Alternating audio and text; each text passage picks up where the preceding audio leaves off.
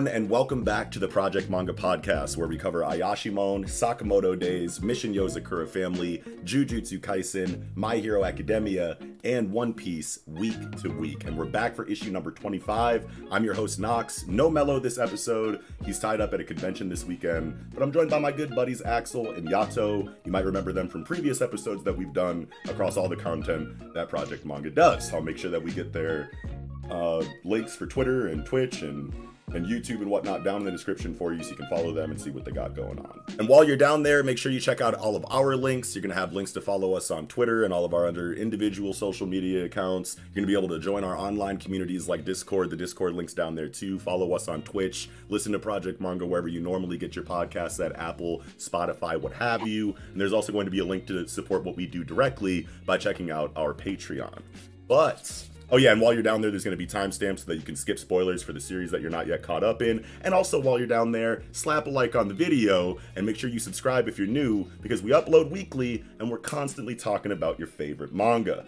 But getting into the discussion tonight, Weekly Shonen Jump issue number 25. No One Piece this week, and not a whole lot of crazy happenings inside of the rest of the series that we have here. So we'll see what kind of an episode we have tonight. But starting with Ayashimon. Chapter 24, I Can't Do It Alone. Gentlemen, how do we feel? Go ahead, Axel. So, when I first started reading the chapter, I honestly was just like, oh, like, are we? Is this like an actual fourth wall break that's going on? Like, is this like almost out of like the pages of Elusive Samurai, where like, oh, we have like an explanation as to like how this is relevant kind of thing. This is an explanation. And then we find out, no, that's not the case. As soon as we hit page 4. So it's just like, oh. Yeah. Well then. Yeah, it felt like it was doing like a fourth wall breaky, like meta commentary or something like that. And then I remember I was on page 1 and I was like, okay, we're a manga studio, boom, boom, boom, boom. What's he working on? And then I saw that page where he gets hit with the tongue yokai or whatever in like chapter 1, and I was like, hey, wait a minute, I know what this is. This is literally the Ayashimon manga, and we're talking about nibs and pencil pressure and all of this stuff. He's like, hey, this kind of looks like you. And it's just Maruo. And I'm like, oh my god, is this like really Maruo's like, was this like his ambition or like his dream or goal at some point in his life? Because obviously we know that his motivation in the story is that he wants to be a manga protagonist himself. So we know that. But is this also letting us know that before he, or at some point in time in his childhood, he also just wanted to be a manga creator? Like, if I can't have superpowers and be a Goku or a Kenshiro, I can at least create the comic books myself. Maybe situation.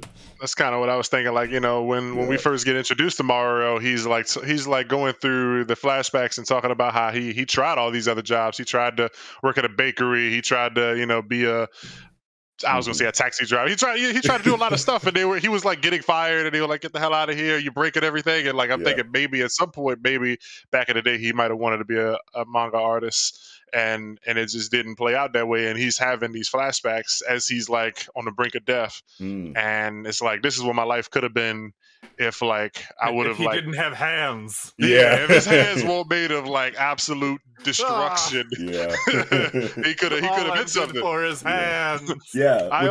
Which makes me like wonder real quick. I just wanted to say, like, man, if this is really like his headspace of like, you know, flashing back to him having ambitions of being a manga creator, I'm surprised that we didn't get a scene of him like breaking the fucking pencil with his grip strength or some shit. Like, well, I think it's like his ideal vision of like, you know, if I never would have become a samurai, I would have been a fucking flower painter or what, you know, whatever. But I also got big vision, big like it made me remember Red Hood. I feel like Axel probably had the same thoughts, you know, reading Red Hood towards the end of its story. You remember, you caught up on Red Hood. Meta commentary.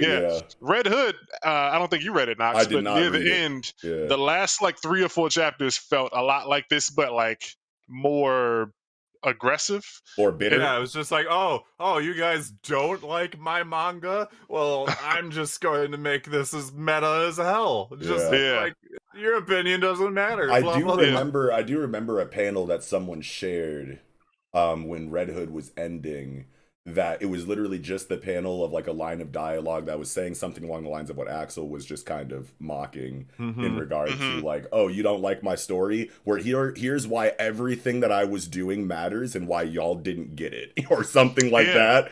And it's like just bitterness like on the page that their book is being canceled. There was like literally a line about like the story's survival depends on the reader. It was like, I mean, I liked it. I liked Red Hood. I liked the way it was going. Made sense. It made sense like for a story, but like a lot of people were saying that like it's definitely a more salty thing. Like, you know, like instead of taking accountability and blaming himself for the writing, people were like, he's trying to brush it off and make it seem like it's the reader's faults. Because in the stories, like Red Hood was like a storybook type of story, and it was like, these stories don't survive without the readers, and then it kind of ends with like a book that you never get to see the ending to. Which, honestly speaking, like that ending probably was going to be incorporated into a much bigger story arc had the series actually survived for a longer period of time. But I think he wanted to, similar to how like with Samurai 8, they were like, all right, you gotta cram all this stuff into the last chapter because just gotta get it over with. I think it was just one of those things where it's just like, all right, well, if this is gonna end anyway, I might as well like put in how I wanted to end this story. And like it's funny like how we keep getting this kind of meta commentary in manga like that, because it happened in Fire Force too. With Tamaki, like there was like this specifically like this fourth wall breaking super meta thing of, and spoilers for, I guess, for the people that haven't read Fire Force, I guess, but like like there's literally all these like, and it was in real life too. You had all these people are like, oh, her character is like just fan service and blah blah blah. She's not all that. And like you literally had like this lady who was like this actual like representation of that happening, and like her son was given a name, and it's just like, mother, I have a name, therefore I have a self-conscience. You don't even have a name. Your opinion doesn't matter. And she literally vanishes from existence. Yo, is that like, one crazy panel I saw where it's literally just like a photograph of a woman? No, that is from the same, like it's from the same manga, right? And that's from like earlier than that, like which Fire Force did some like really crazy experimental things, and like that whole thing was so trippy, but like so I loved it. It was so weird, like, but like the way that it played into it, and like if you read through it all, like it makes more sense, like as to like why it was used. But like it's so interesting to me, like when all of these manga creators make this like fourth wall breaking commentary, like that's super meta, just because like, you know, I feel like we've been especially seeing because it we in have the everything. internet. Yeah, we've been seeing it in so much. Like, well, I feel like we just got like a metatextual, to some degree, some kind of meta commentary in Jujutsu Kaisen when it came to the Charles character. Exactly. Oh my god.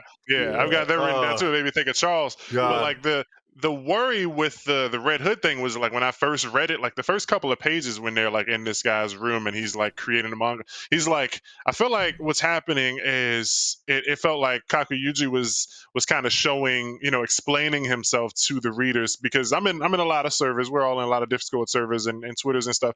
And I mean, there's people like us who like Ayashimon, but there's also a lot of people who are very vocal and very loud about their dislike for it. And they say Maruro's boring.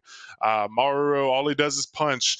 Maruro, this and that. He, you know, so far he's done nothing but punch. Die. And then like I felt like it felt to me like for a second I kind of, you know, chilled out a little later towards the end of the chapter, but in the beginning I was like, is Kakuyuji kind of like saying, hey, like it's okay even though the character is kind of bland, he reminds me of myself, and like just in case you think he's just gonna win everything by punching, he actually dies at the end. So like it ain't what you think. Like just give it a chance, because he dies at the end in a blaze of glory, like your favorite shonen characters do. So it's not really what you think, but like as he just casually spoils. I mean, like, as he casually spoils JoJo Part 1, Ashida no Joe, which I didn't realize that happens, but you know, whatever. I haven't read it. That's my own like fault. 50 years old. Yeah. Yes. And JoJo's Bizarre Adventure is super old at this point too. Like, if you haven't absorbed that Jonathan dies from osmosis at this point, that's on you. Like, Ashida no Joe, it's a little bit more of a deep cut, so like I understand that. And then like spoiling his own previous manga too is just like, well, it didn't happen the last time, but this time, like if you didn't read Hell's Paradise and you were, you know, interested, like, say this, whether this goes on to become successful or it does get axed, but you still like it, and you're like, let me see what else Kakuyuji's done. You go and read Hell's Paradise, you know from this chapter that Gabimaru doesn't die. Yeah, I didn't even like put that together in that line of dialogue on the bottom of page 3 where it says I wasn't able to let the protagonist of my previous title die, but this time, because it's like, maybe I would have, but when you turn the page and see that it's Maruo, I just like didn't like connect the dot that Maruo is Kakuyuji in this situation. I just went right back into we're in the world of Ayashimon and just didn't connect that dot. But that's so cool that he, like, even though it's a spoiler for the people who haven't read Hell's Paradise, and maybe hopefully the Kakuyuji was going, if they haven't read it, they have no way of knowing that I'm talking about Jigo Karaku Hell's Paradise. Maybe it was something like that.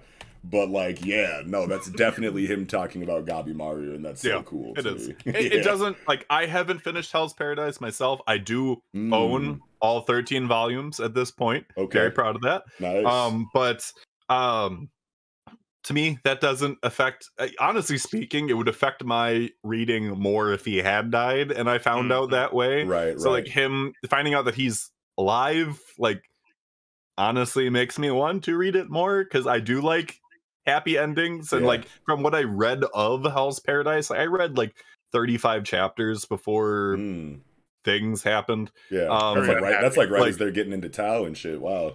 Yes, like that was I was just like, oh man, he has been through so much. Like, I want him to have a happy ending, especially with how much death is in this series. Like, and it just felt like you know, that it was one of those series where the main character was going to die at the end, like Hell's Paradise, like from chapter 1. And it's a Jump Plus series, so like there is that liberty when you have a shonen magazine series. It is a lot harder to kill off your main character, honestly, because of the attachment that people have. Not that people haven't done it, but then for some of them they've backtracked it, like they have done in several series. Wait, I was just kidding. Sorry.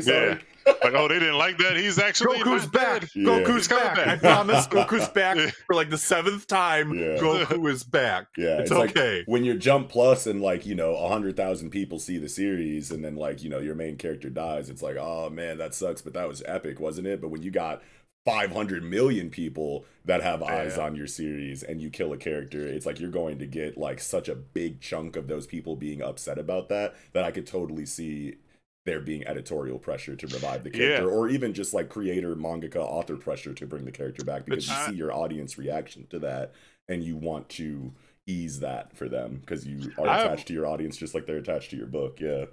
I've got like real IRL friends who, like, I know, and they've told me to my face that they have stopped reading something because of like the fate of a character, like the fate of Itachi. I have like 2 friends who completely dropped that series because of what happened. Oh, I got people that dropped One Piece because of Ace too. You know what I mean? Like, that's definitely like, a thing. Which people get attached. With you bringing that up, I obviously we're not covering it this week because it's on break, but like it honestly makes me wonder, like, how are people going to react if Luffy lives or Luffy dies at the end? At the end, and like it's there's the gravitas of that.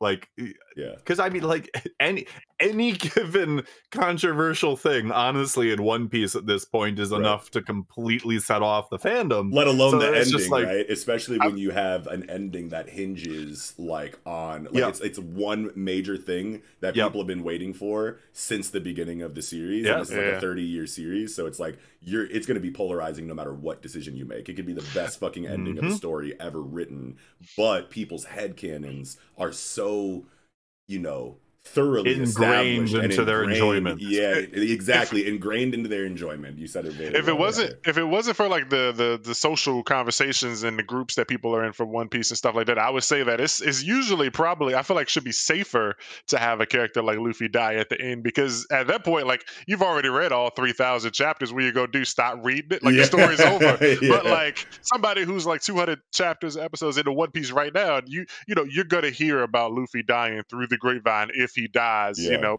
well, you don't even. Well, it's gonna be on the internet by Wednesday. Yeah, exactly. Yeah. It's gonna be on CNN. Yeah, I was literally just gonna say that's just gonna be on CNN, the cover of fucking Time, or what is it? Oh my God, New York Times. I am not looking forward to that, because like you can't be on the internet for that entire week.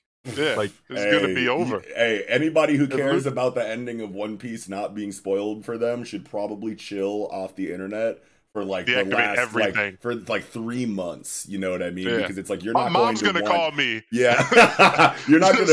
Otto, did you hear that Luffy died? I'm like, bro, what? I remember you were into those Pokemons and Yogis back in the day. Here's one of them. He just died. How do you feel? You heard about it? I'm like, bro, what? Nah, you're not gonna be safe. Yeah, because it's like you're not gonna want any of those like final arc chapters spoiled for you. You know what I mean? And there's gonna be leaks like every fucking Wednesday for the last arc of the fucking story. So you might as well just stay off that shit for like 3 months leading into the end of One Piece. But getting back into Ayashimon, back to the first series of the podcast. Yeah. So we're back on Ayashimon, and he comes out of this like dream space. And he's fucking bleeding this black goo from every orifice in this splash page on 6, which was just like, I was like, this is Kakuyuji as shit. The page turned into some like really unsettling, disturbing imagery.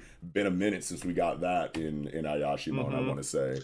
And it just slaps so hard on page 6 because I was like, oh man, Maruo, as much as he's like built up as this like punch machine, like Mashle or Saitama type character, it's only fucking 24 chapters in, and like the motherfucker be taking hella L's, bro. And I like appreciate that about a story like Ayashimon. He is good when it comes to the meathead stuff, but it's very problematic when anyone is coming at him with something that is more technique based or abstract. And it's really unfortunate because like that's really who he's been having to face, and that's why he had to even do the training that he did in order to have a handle on the abstract, in order to even like have a chance against people with those kinds of techniques. So it's great to see him doing this. I have more thoughts on it for the end of the discussion. Oh, sure. Like, before we get there, the black water that extinguishes only the light of life. I remember me and Mello last episode were talking about like what this black water could be, and we like went out in a 360 degrees, I want to say, with ideas as to like Mello. Yeah, right. Really where's he divulging information? Right. Yeah, like I feel like we covered like every, we followed every logical line as far as like what the black water could mean, just based on the history of Doppo's technique that's been explained to us so far in the story. And we eventually did come back to something that extinguishes, like, I don't remember what we said last week, but it was something along the lines of, well, if his fire is really just the absence of heat or stealing heat from things with, a fire aesthetic, then it could, come back to just being the extinguishment of just concepts in general. And at a base level, it only extinguishes heat, but then mask on, final form, maximum output version of this is the extinguishment of just anything and everything, including light and life and things like that. So we were pretty spot on eventually in our conversation while we were trying to cover as many, logical points as possible in the explanation. So I'm at least happy about that. But I was not expecting him to want to yank Tamagawa back out of this situation. Yeah. That was like something I like wasn't even close to expecting. That made me think of like Mahito, like attacking the soul type shit. Like he's like going beyond the physical and yanking his spirit out of this like husking body of Doppo Ikari, and it's like really crazy. And you guys talked about it in the last review. It just the fact that we are seeing a shapeshift ability and turning into like a big bad guy's final form and using his ultimate attack is like never seen that before, where like you were using this guy's final, this is, I'm gonna transform into Goku and use Spirit Bomb before he even thinks about using Spirit Bomb or some shit. It's like, I can't believe this is happening. It kind of makes me think that we might not even either. I feel like one of two things that happen. Like the real Dopo will show up and be like, you ain't shit. This is like baby version. You baby shit, or like you're baby timing right now. Or like we might not even get to see Dopo ever do it because of some other circumstance. Like maybe he gets fucking hit by a car or something. Something might happen. Tokyo Revengers type beat. What are you implying? He's gonna get Tokyo Revengers. Yeah, he's gonna get Isekai into another story. I just can't get see Kisaki Tetsun. I can't see Kakuyuji doing this again. Like that's wild. And I think we were talking about it too, about how like rare or just unseen before it was that we got the final form of a villain from another character and not the actual character itself. When have we ever seen that? Like, never. Honestly speaking, like it's very possible that what we're seeing is a previous version of what his final form used to be, but like just given the power and influence that he now has, like where has he evolved? Because you are right. Like if what we're experiencing now is just going to be the same thing, like what is the buildup from here? Like where do we go from here that hasn't already been like achieved? Yeah, and the way that you kind of just said it, Axel, is like really interesting, because it's like, one, we know that like this Tamagawa guy is like really big on intel and reconnaissance and whatnot. Like that's just what you're allowed to specialize in when your fucking primary trait is shapeshifting. Subterfuge, stealth, guile, like all that stuff for information gathering is probably focused through the Cory Hotels group. So like, since all of that stuff is based on information and intel gathering, I could see the explanation for this situation even being something along the lines of, this is what we heard that Dopo Akari is capable of doing. So like, that is in this area of the power system. It's like, how does this information get translated into the actual effect that Tamagawa is using? Like, is there some kind of like ephemeral, like metaphysical codex that just has all of the abilities of everybody in the fucking universe memorized, to where if this Tanuki guy sees the character, it gets like imprinted in his psyche in a way that allows him to understand the full potential of any character's fighting style and then recreate that in his shape-shifting ability? Or is it a situation where it's based on the amount of information you have on a certain character at the time? So maybe at the time that Tamagawa learned of Dopo Akari's abilities and techniques, this was the upper limit of them. And now Dopo Akari has grown since then and has a new array of techniques at his disposal, or maybe even an and I just had a theory. I just had a theory come to me that this is the first time I've even thought of it. Is it possible for them, like, even after they die, is it possible for them to leave behind their masks? And if that is the case, did Dopo somehow manage to acquire the mask of the former boss and is going to be using that in order to fight Maruo and Big Sis?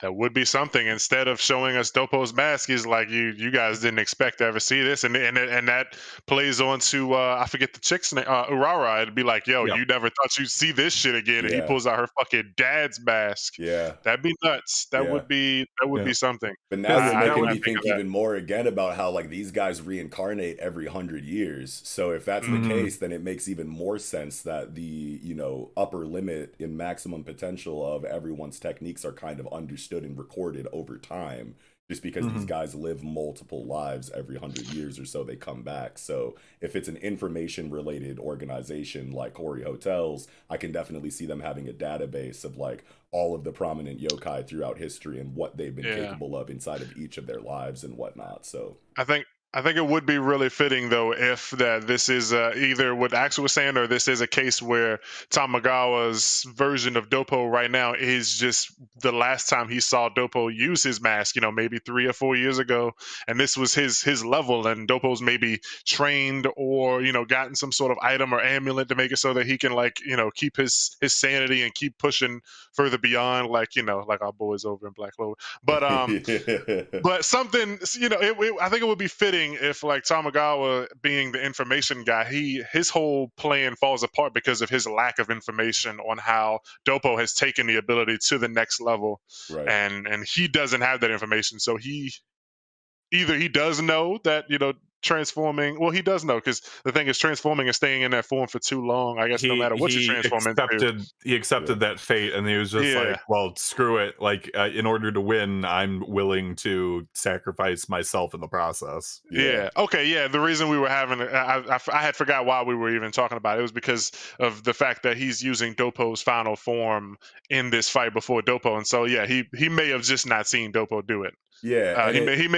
this is the last time he saw Dopo. It was this, and Dopo could be 3 stages beyond this now. Right, exactly. Right. And it makes me ask the question of, just because we just came out of a thought that the Kori hotels could potentially just have information on the history of yokai throughout the course of their multiple lives that they have, since they reincarnate every so often. It makes me wonder, okay, so if he goes into this form and says there's no coming back from it after you've given your psyche up to the transformation, it's like Maruo seems to have, a very clear idea of what he wants to do to reverse the situation.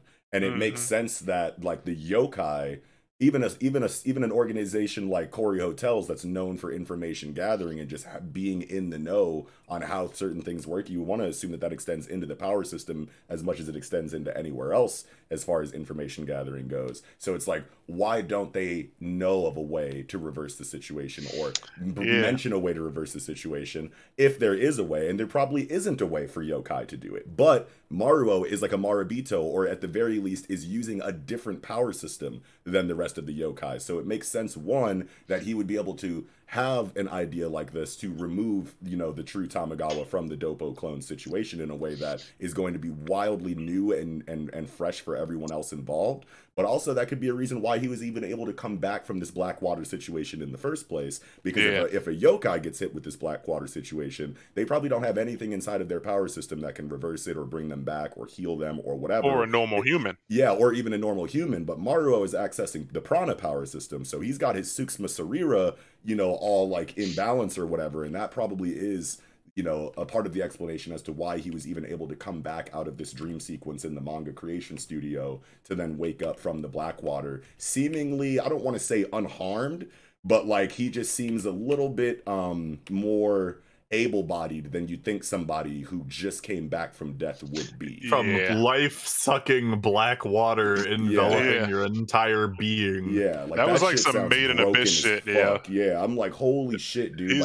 The explanation on this, is wild. They called this black water that extinguishes only the light of life. The stuff doesn't affect anything else at all, just living things. So since there's literal conditions and caveats tied to it, you would think that this is one of the most overpowered abilities in the entire series. It doesn't care about anything else. It just finds life and extinguishes it. But then this motherfucker just sits up right after that. And it's okay, what triggered that? What allowed that? It can't just be I'm in my headspace and don't want to die, so I'm not going to, because that would be too hand-wavy and too awkward. Yeah, it's not a second win. And too campy. Yeah, there's got to be something tied to the power system that Maruo is directly using, in contrast to the yokai Yojutsu power system that allows this to happen.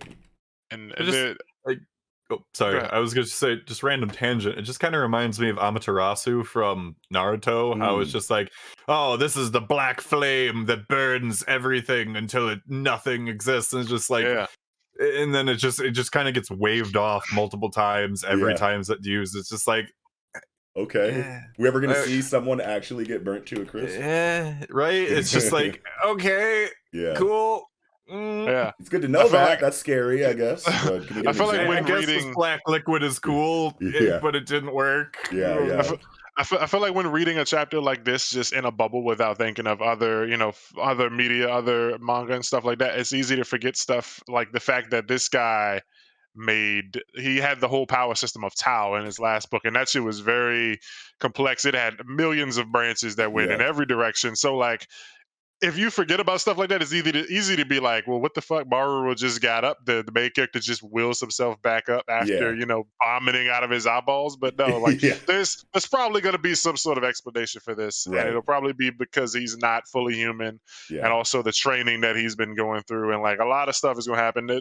These yokai guys have probably never met anyone like him. So they're not considering the fact that he has this special training that can yank Tamagawa out because they've never seen it before. Otherwise, they probably would go for it themselves. But they have no need to do this training because they have their yokai jutsu. Yeah, it feels like the Corey Hotels, is in a situation where it's like he's past the point of no return.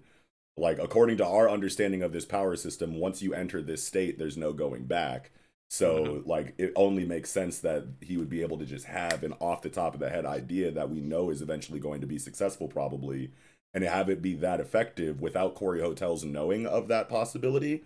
The only reason why is because it's accessing a completely different power system, and yokai do not have an answer for this, but Maribito or people that use prana do have an answer for this. So that's cool. But it also makes me worried about like this last splash page on 19 with the whole team getting ready and it's all hype and they're about to go, attack him together or whatever. But it's like Maruo is the only one that uses prana on this page. So like how many people are going to get hit with this black water?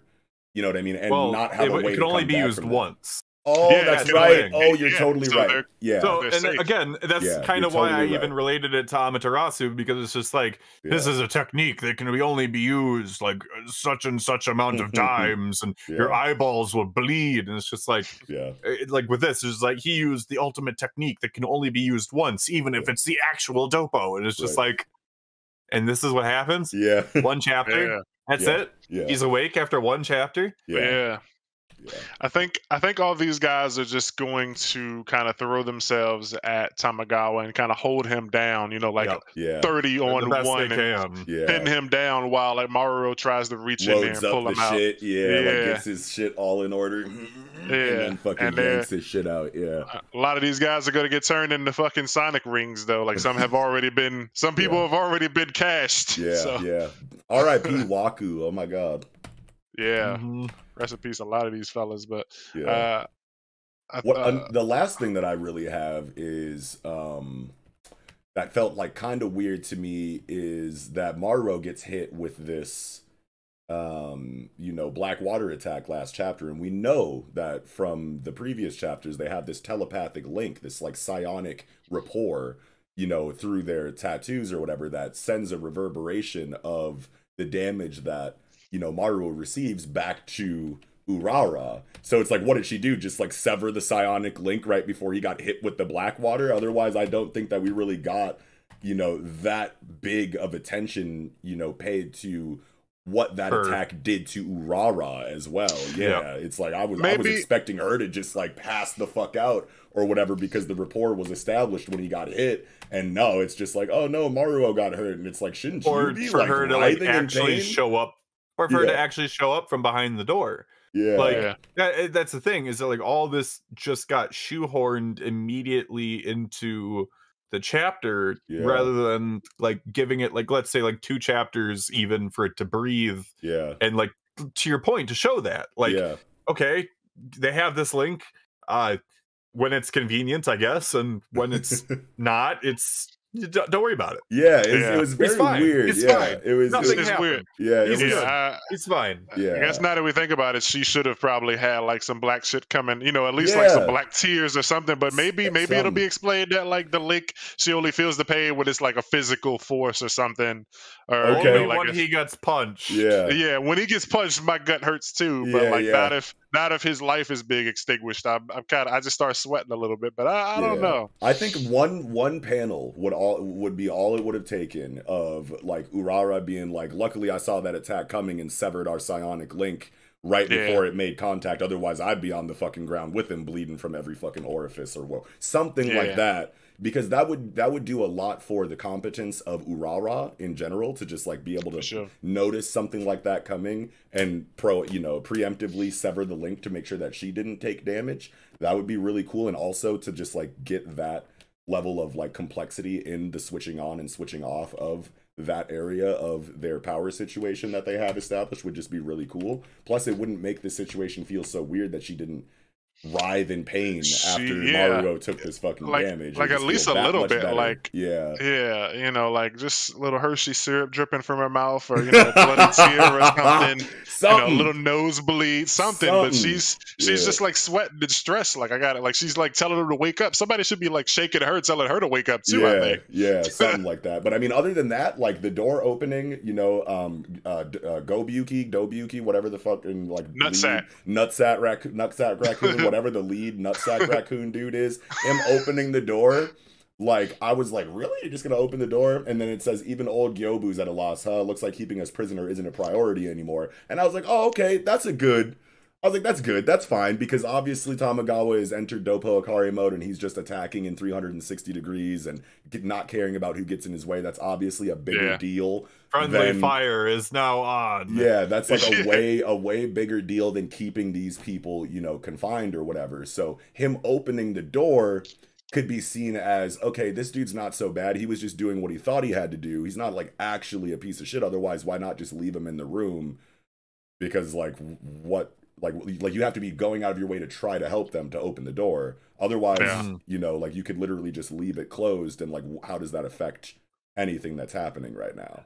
You know what I mean? So the explanation on that like was fine. It made sense. It allows me to think of these characters as deeper than like what we have kind of like seen from them so far. But, we have no idea like what's up with this Gyobu Januki dude. We know what his ability is. We know he trapped him with the ball sack. We know that Tamagawa reports to him. But other than that, we don't really have anything else. But this kind of allows you to go into a mode of thinking that gives depth to the character without there actually being exposition on the page, because now I'm assuming, oh, he's got to be a pretty decent dude if he let them out, now that he sees the situation doesn't really call for them to be sealed anymore. Yeah, you guys can go. That's really cool of you, bro, because you definitely didn't need to do that. So now I get to think a lot more about stuff like that, so I appreciate that. That, or it's like this dude's going berserk and we need all hands on deck to calm this fucking beast. We need everyone, even if we don't fuck with him. Like y'all could choose not to help if you don't want to, but you go die too. So like you better get the fucking help. You better grab a bucket. I like that even more, because then ship's going down. Yeah, then it doesn't really require you to assume that he's a cool guy. It, requires you to assume that he's just pragmatic. You know what I mean? And is like, hey, well, if this dude's going crazy, we got bodies over here with superpowers that could be helping resolve the situation. Might as well let him out. I like that way better than what I said. But other than that, I think that's all that I had for Ayashimon this week. Are you guys good? You got any more to say, Axel? I do. Okay. What we got? I think I have one more thing. Yeah. One of the things. Well, I'll let Yato go first. Yeah, go ahead, Yato. Mine's not necessarily a high note. Okay. Well, mine is just where I think it's going next, and how I think the conclusion of this conflict will go. And also, I think Sean in one of the group chats or something said that next chapter is the end of like volume 3 or something. So I feel like next chapter is going to be definitely the conclusion to this.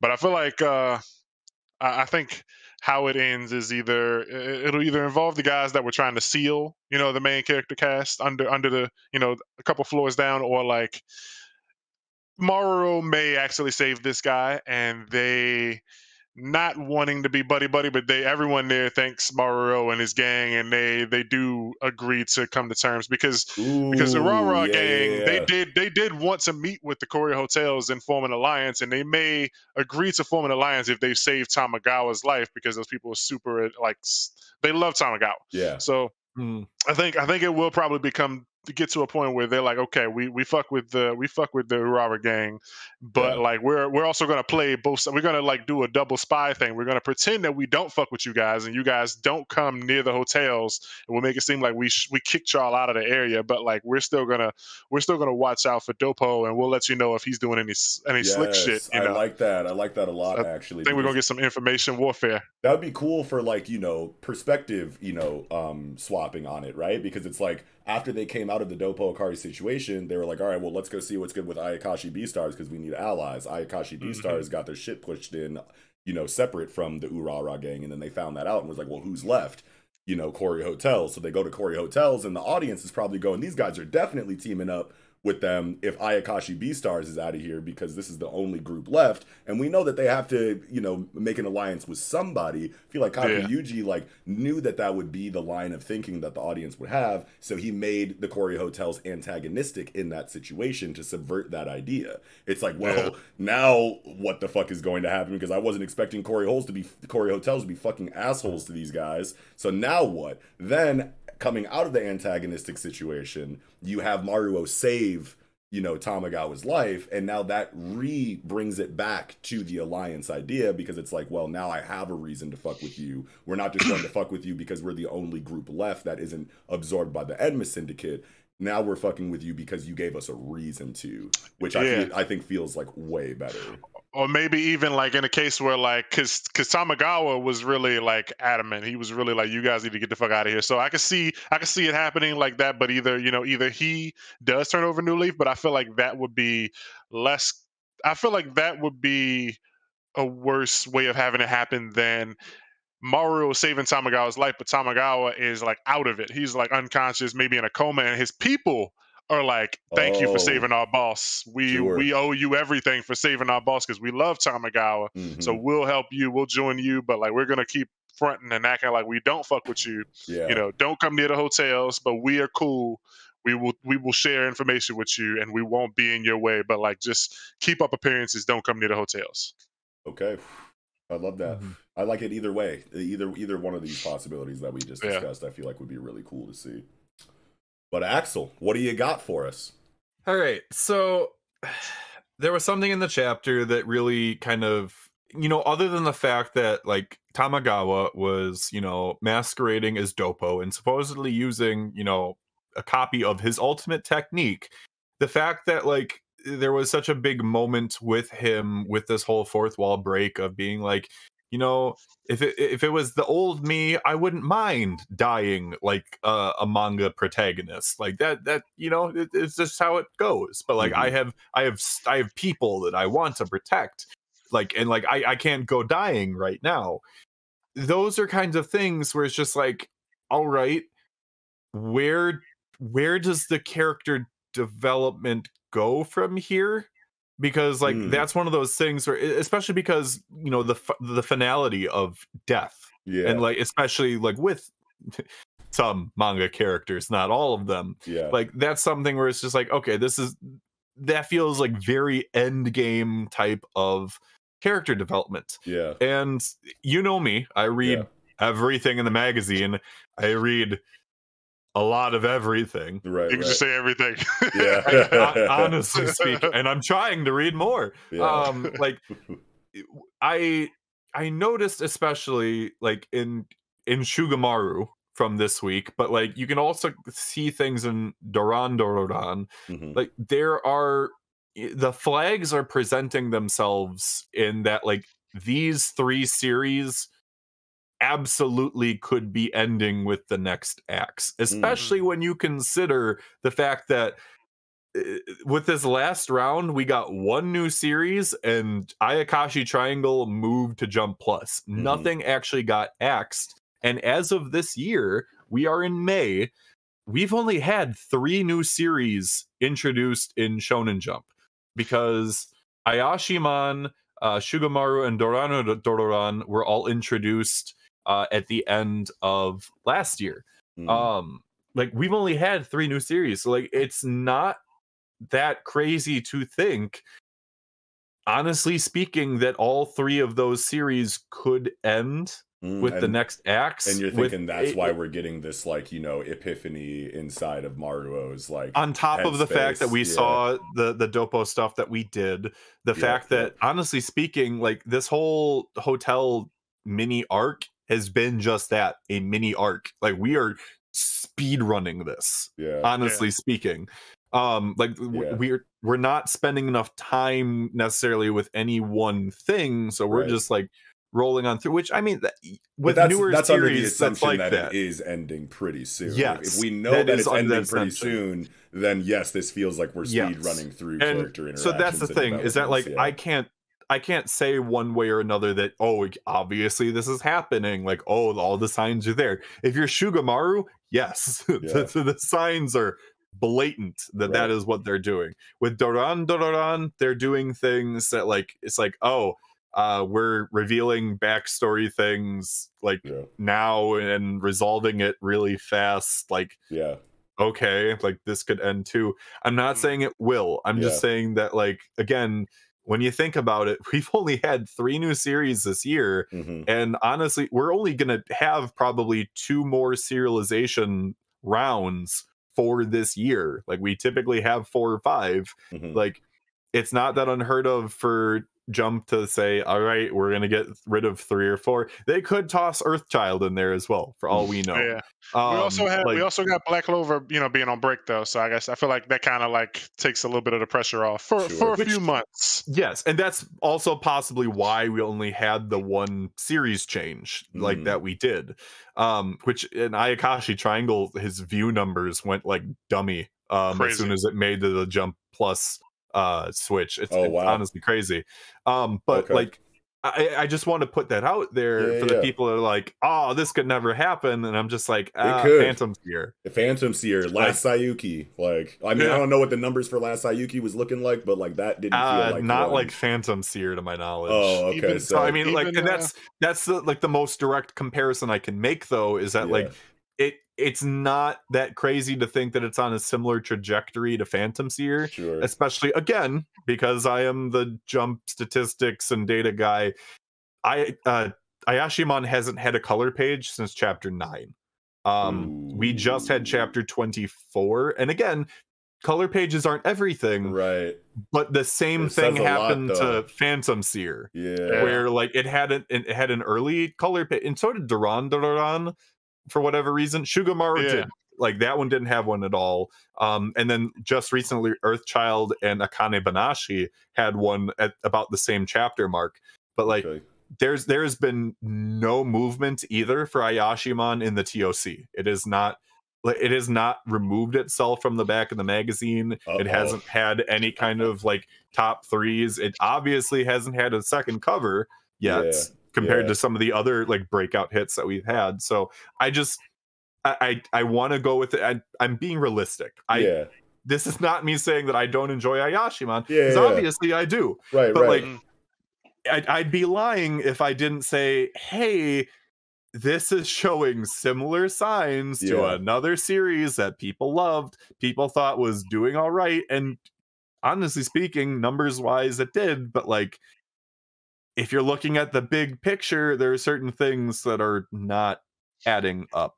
Well, here's a counterpoint. Here's a counterpoint on the positive side of things. Like, obviously, the statistics and the history of, like, Weekly Shonen Jump axing and whatnot, you're definitely a lot more capable there as far as your, like, you know, knowledge and whatnot. But just from a writing standpoint, I totally see what you mean when you say, like, this epiphany inside of Maruo that comes from, like, realizing, you know, like, it's not about just winning the day, it's about protecting people. Like, that is historically a very late game, you know, character development device. You know what I mean? Inside of the history of shonen storytelling. My positive or optimistic outlook on this dialogue here and the events of this chapter could be where Maruo is going through all of the historically prominent, you know, shonen protagonist and shonen manga related writing devices and levels of development and moments of writing that we know come with shonen storytelling. And because Kaku Yuji has an entirely separate, like, almost lane carving idea for the future development of Maruo that's potentially going to be unlike anything that we've seen, or at least rarely seen, that he wants to take Maruo down. Because if we're looking at like basic like character arc structure, you have the selfish want that is then, you know, replaced with life experience that reveals to you what you really needed and why your previous want was so selfish and unnecessary in the first place. So it seems like he's kind of hitting that point right now in his character arc to go, I wanted to be Kenshiro, I wanted to be Goku, I wanted to be all of these main characters that did all of these really cool personal things, but the main point in their character arcs that matters the most is realizing that it's not always about you, it's about the people that you have that power for to protect, and that's a big deal. You know, and we're getting that in chapter 24. So maybe we're speed running through all of the expected, you know, shonen protagonist character related things and going, Maruo got all that out the paint instantly. Right away, he became exactly what he wanted in a shonen protagonist, according to the history of shonen protagonists that he himself has had. But now from that point, or a certain point in the future forward, it's going to be all Maruo doing new stuff and establishing new, you know, things that maybe will be copied by future protagonists and writers in the future or whatever. But it feels like it could be, on an optimistic side of things, Kakuyuji making a statement that goes, this is what you were used to before. Maruo's hit all of those check marks, and now it's fresh and unique. This is Maruo from now on. So it could be something like that. Ideally, that is what happens. Yeah, it's just like I'm saying, it's just one of those things where it's just like, this reveal is a very big character development moment. Like, you really gotta bring your A game to give us something more than that moving forward. Like the bar has been set very high for a development thing based on his character that we've seen. So I'll remain optimistic, but yeah, I mean, I see points in both directions, and then you know, like especially with like being realistic, like I wouldn't be surprised if it did get axed. I don't want it to, and I think it will go for a while. But like if you know, in 3 or 4 months from now, we look back and it has been axed, you know, somebody will definitely pull up this chapter and say, you know, we saw the signs here. We saw the signs. He wanted the last 2 pages. He showed us all these guys in their mask forms. He showed us the final villain's final form. He showed us Doppo Akari, what his final form is. He showed Maruo, you know, how he would get through that, you know, because you got to show the big bad. You got to show how the good guy wins. So like we checked all those boxes, and if I'm out, I'm out. At least I didn't, you know, at least my shit didn't get axed without me wanting to get my, you know, main big ideas message across. Yeah, and you want to know what you just pointed at? You just made me like notice something else. This last splash page on 19, Kotone has this engine heart kind of coming through his leather jacket, and I don't think we saw that when you know, Maruo fought him the first time. So that either means like, well, obviously we can go back and double check, but yeah, if we didn't see this like engine heart on his chest, you know what I mean, like above his clothes or whatever, if we didn't see that last time and we're seeing it now, it either means that Kotone was holding back in his fight against Maruo, which is cool to think about, or this is like end game stuff, and Kakuyuji's like, I was going to reveal this engine heart later in Kotone's character, but if we're wrapping this up and getting out the door, you know, might as well show everyone's true final forms or whatever, you know, in this confrontation here. So it could be something like that, because that's what we saw in like Samurai 8, that's what we saw in Last Sayuki. You show all the final forms of the characters that you were going to wait to show later in the story, but it's getting axed now. So here's the we still have a volume's worth of content, though, before the next serialization round, though. Oh, sure. Because the Super Smartphone has only had 3 chapters so far, and it usually is about 10 or so chapters between serializations. So, to Yato's point from earlier, we have at least 1 volume to go. Okay.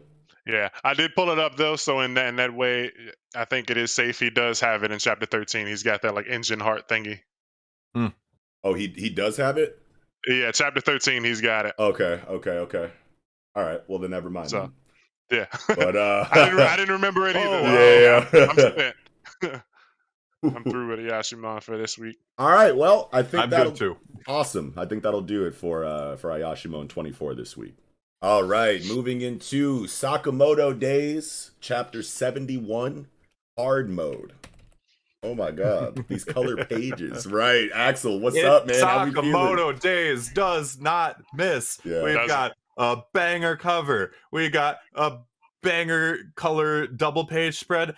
And we also got the news in this freaking issue about Sakamoto Days Volume 7 with freaking Gaku on the cover, and like Sakamoto Days does not miss. Yeah, that Gaku cover is nasty, bro. I tweeted that shit, and like people won't stop like I was not expecting. I tweeted it the other day, 184 likes, and like I was like, bro, like it's still just people keep retweeting it. That's because you got the Knox retweet. Oh. Yeah, for real. Yeah, bro.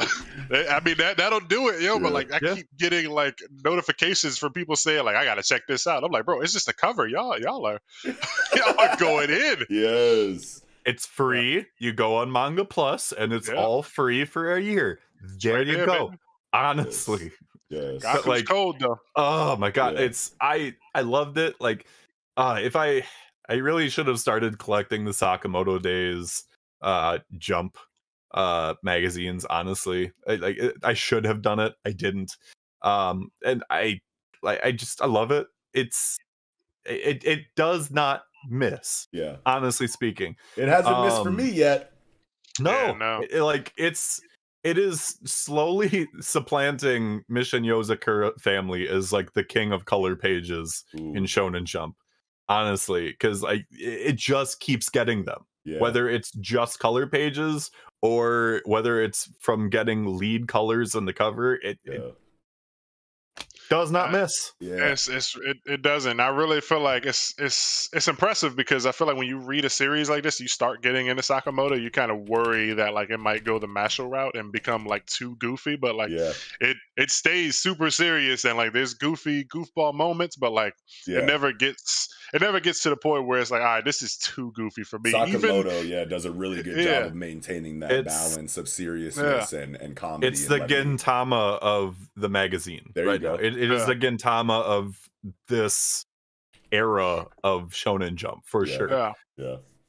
But I love this color page. I love the color spread. I just love Yuto Suzuki's color palette. Like it's very Yellow Submarine kind of color story. You know what I mean? Like type of psychedelic, like rompy, color combinations. You know what I mean? When he's doing like the fun ones, but then obviously when he's doing like the cold, hard ones, like I love when that the color palette shifts, where you get the dark tones, where like you get like all these like just dark, moody like scenes. Like it's really great to see that dichotomy between the two of them. Absolutely. And I love how on the color spread, like, I never really thought about how much of a Sakamoto fanboy Shin was until, the introduction of Torimaru, the gun axe chick. I think that's her name, right? And like her, putting so much emphasis on how much of a Sakamoto fangirl she is, and then equating that back to Shin in the way that they did and that we talked about in those chapters when we covered them, but then like re-emphasizing that in this color spread with Shin's shoes literally having Sakamoto's face on the sole. Yeah, I was about to say that. Yeah, I was like, oh my god, this dude is #1 foam finger Sakamoto fan. I didn't even see this until just now. This isn't on my notes, and I was just about to say, bro, he's got a gun in Sakamoto's face on his shoes. And I didn't notice it until that's his 1 second ago. That's his idol. That's his that's his god, that's crazy. Man. Yeah. That's just like a funny detail. Yeah. But yeah, man. Good shit. Getting into the chapter, this is just Sakamoto activation ass whooping to just take us out of, the conflict in this exam arc in Sakamoto fashion. And it's beautiful the whole time. I saw some people, I think I tweeted the end sequence at the end of the chapter where he jumps on the fucking plane and shoots Shania into the air, grabs the fucking wheel axle, rides it. No. The craziest thing is, like, originally when I read the chapter, I thought that he grabbed the wheel axle and put it on the fucking ground and then like used his foot to like push off, and that's what gave him the momentum. No, he grabbed that shit, spun it with his fucking bare hand, and then set it down and then rode up. Like, this is like such an astronomically ridiculous strength feat for Sakamoto. But like, just thinking about the amount of strength necessary to hit a fucking wheel, just one of the wheels, maybe he hit both of them, but like to just hit one wheel, set it down, and that's enough to fucking propel you forward in an incline and then up into the air. is nuts. Insane. Keep in mind, so like his strength and size, like that ability in and of itself was unlocked right before the apart fight. So like he is definitely becoming more in tune with his weight and power. And like the fact that like he hasn't had to go into Skinimoto mode, the fact that he's still able to put up this fight, still able to make these maneuvers, still have the sheer power that he has, like we are really seeing that like happen, especially in this fight, and we're given that kind of environment where he can do that. Like with the Eiffel Tower fight, like he still had certain limitations just because like he is at like a landmark, and there are civilians around. This time he has free roam and can just throw his weight around literally. And it's, oh my god. I didn't can you remind me what the apart fight is? What that was? The Eiffel Tower one. Eiffel Tower one. Okay. Well, the Japanese equivalent. Okay, so then after that, you said something happened to him? Why am I not like remembering? No, so like he went to that one acupuncturist who like is one for like all the different assassins and whatnot. And she said that he was, you know, using that Skinimoto mode as a crutch. Like he wasn't, you know, using his new body to the full potential that it had, and like the actually great potential that it had. Like he was relying on Skinimoto mode too much, and now that he, you know, has like more control over his body, now that he's not just shedding his weight all the time, like he really has that oomph. Like, not only is that a really cool thing to notice, like, you know, outside of exposition, right? Because it's like obviously that isn't any like stated explicitly like anywhere in the chapter or in his scenes since he came out of that acupuncture, at least not to my memory. So like that's just a really cool thing to just have in the background to notice if you've been paying attention.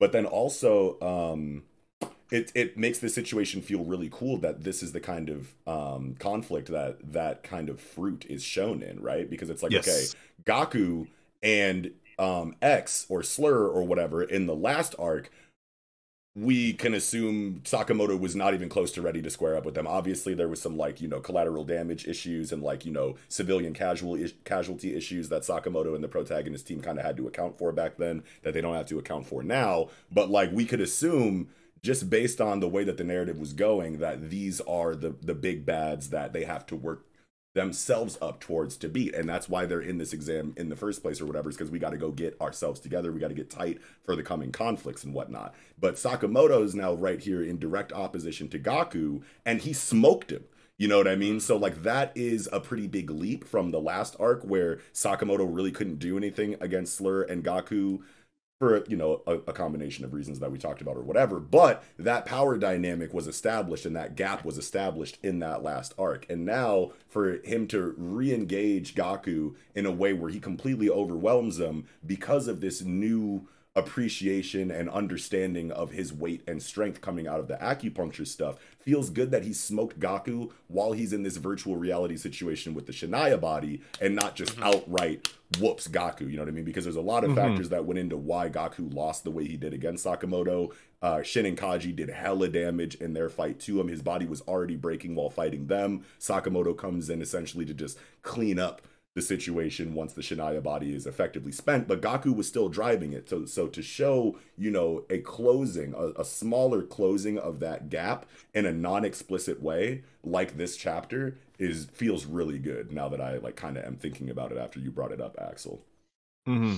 Yeah, and I still saw some people saying that like they were kind of disappointed by the fact that Sakamoto had to come and save the day, and they were saying like Shin's been a jobber and shit. And it's like Shin's been fighting his ass off. He's been using his abilities. Like when he fought Tamamaru, whatever her name is, like he had to like listen to the fish to realize that there was a river. Like he's been using everything he had to stay alive. What's wrong with little growth? Like what's wrong with little growth? You know what I mean? Like we're on a week-to-week schedule, so you're watching Shin, you're hyped for Shin. He's noticing new things about himself. You want him to win just because of the week-to-week hype inside of his fight, and then it concludes with Sakamoto having to help. And I can see the meatheads or the hype junkies being like, oh, that should have been Shin's W because I've been rooting for him week to week for the last 4 fucking chapters. But no, it's like this is about the little gradual growth of Shin on his way to be someone who he can look at himself and go, I don't need Sakamoto. I've reached my full potential on my own. You don't want that to come at the snap of a finger just because he's got hype storytelling around a specific fight that we're following on the pulse week to week. Like, let the shit breathe. If you were reading this shit in binge form and the series was already done and the Gaku fight, you know, happens in real time later in Shin's character, you know what I mean? Like, it's gonna feel that much better that he had little losses on the way to that final confrontation rather than first time he encounters Gaku, even though it's a Shania body clone, double, whatever. Like, you don't want to just give Shin W's just because it's hype and we're getting focused on him. Shin's been fighting like this what's his name? Shania, like this Gaku controlling Shania, like he just arrived like on a boat. He's fresh. He hasn't been in any fights. He's like 100%, you know, ready to go. And Shin's been fighting. Shin's tired. He's spent and he's fighting this guy. And Torimaru was one of the 3 special recommendations too. Like there is value behind all 3 of their and sound guy.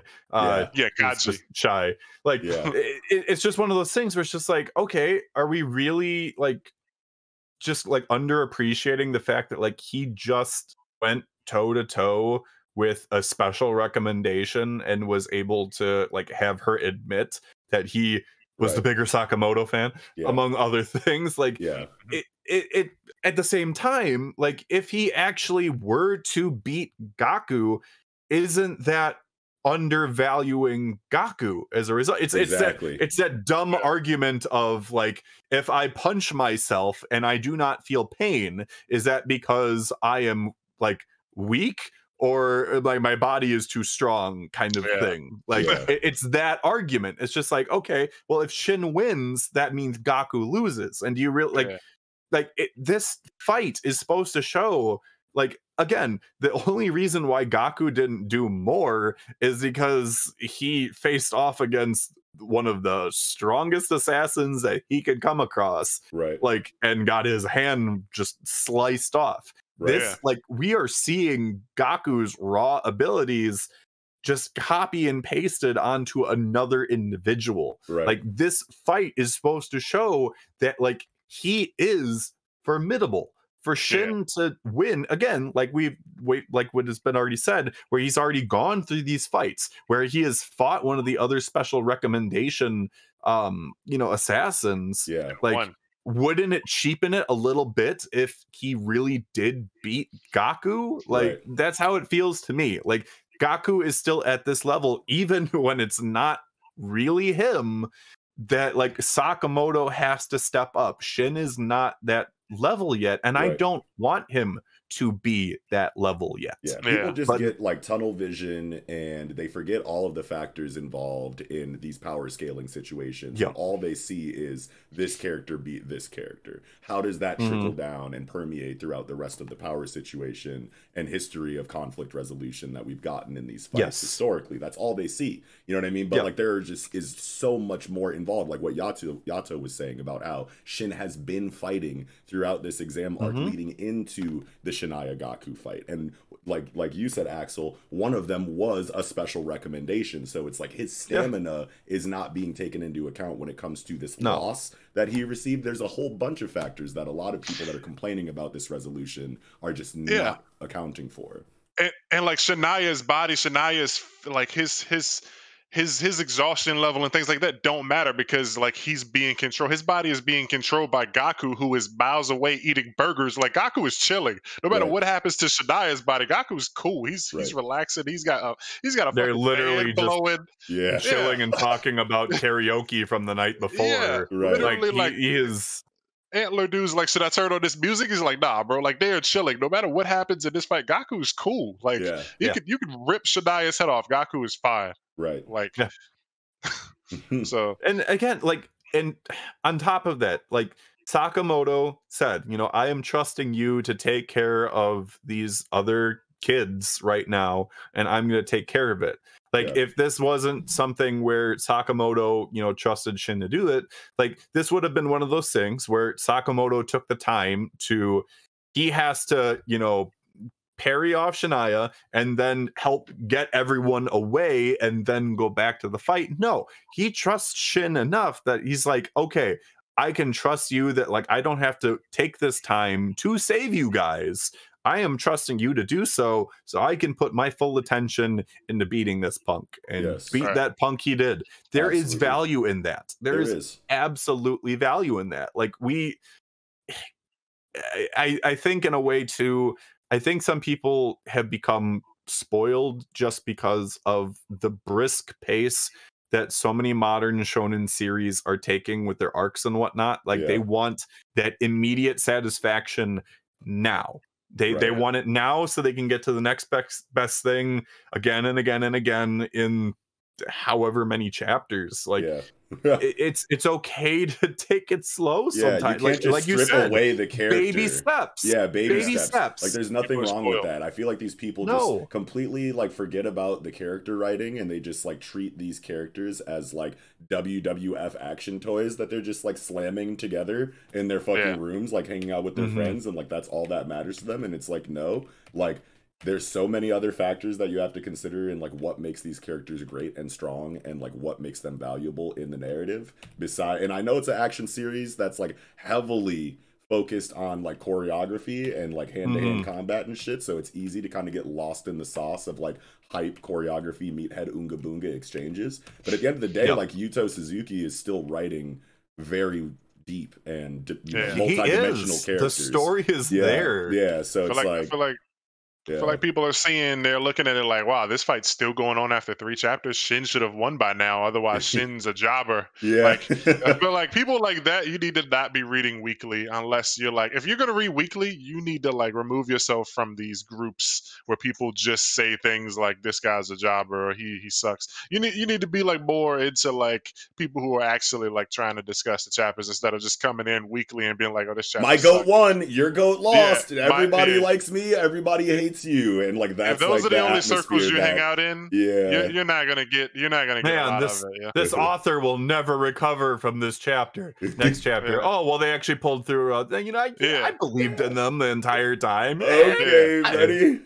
My goat. It's like, you gotta step outside of those weird circles where people literally just, like, circle jerk each other off and say the same words over and over. Like, you gotta look a little deeper than that. Yeah.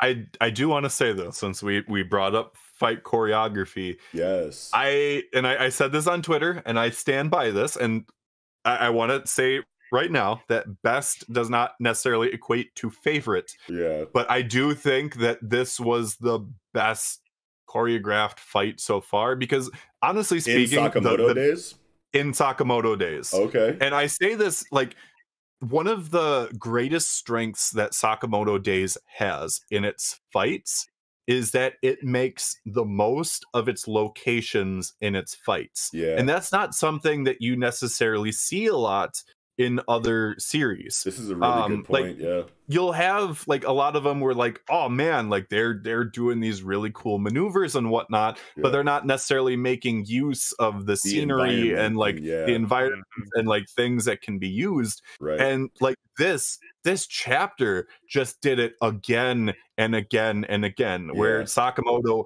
punched the wall for the groundwater. The groundwater took them all the way back to the ocean to where the airplane was.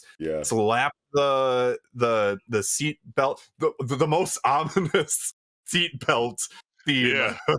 Strap in, motherfucker. Just like, we're getting deported, and then just, like, yeeting that motherfucker backwards, bouncing around in the plane, comes back with a suitcase, is about to smack the guy, gets deflected by Gaku peeling up the floor. Then he takes freaking passport, and, like, Shania's face is so dirty and bloody that he's able to slap him so hard with the passport that his face is imprinted on it.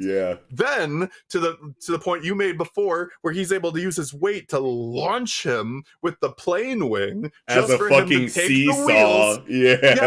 Just for him to take the wheels, slap it, turn into a man-made Segway, go all up there, smack him with the wheels. Yeah, it's a lot. And then in the end of the fight, just like sitting or standing there in the water with like his hand up in the air, and he's like, "Oh man, it's really sunny right now." Yeah. Like it's as the body flies through the yes. wing and hits the ground. Yes. Yeah, and you're making a great point because it's like you put this scene in like any other, you know, story. You know what I mean? Like, put it in Jujutsu Kaisen is a good example since it's known for its choreography. It's like there's a power system involved in there. So naturally, you know, the focus on, you know, the fight is either going to be hand-to-hand choreography or power system choreography or whatever. You might not get this same level of environmental, you know, application adding that extra dimension to the fight. They might fly into the plane, fight inside of the plane, but like you won't get a sit in the seat, strap them into the fucking shit, pick up the chair, throw it down the fucking hull of the ship, jump on the fucking shit and yeet them into the air. You know what I mean? You might not get that level,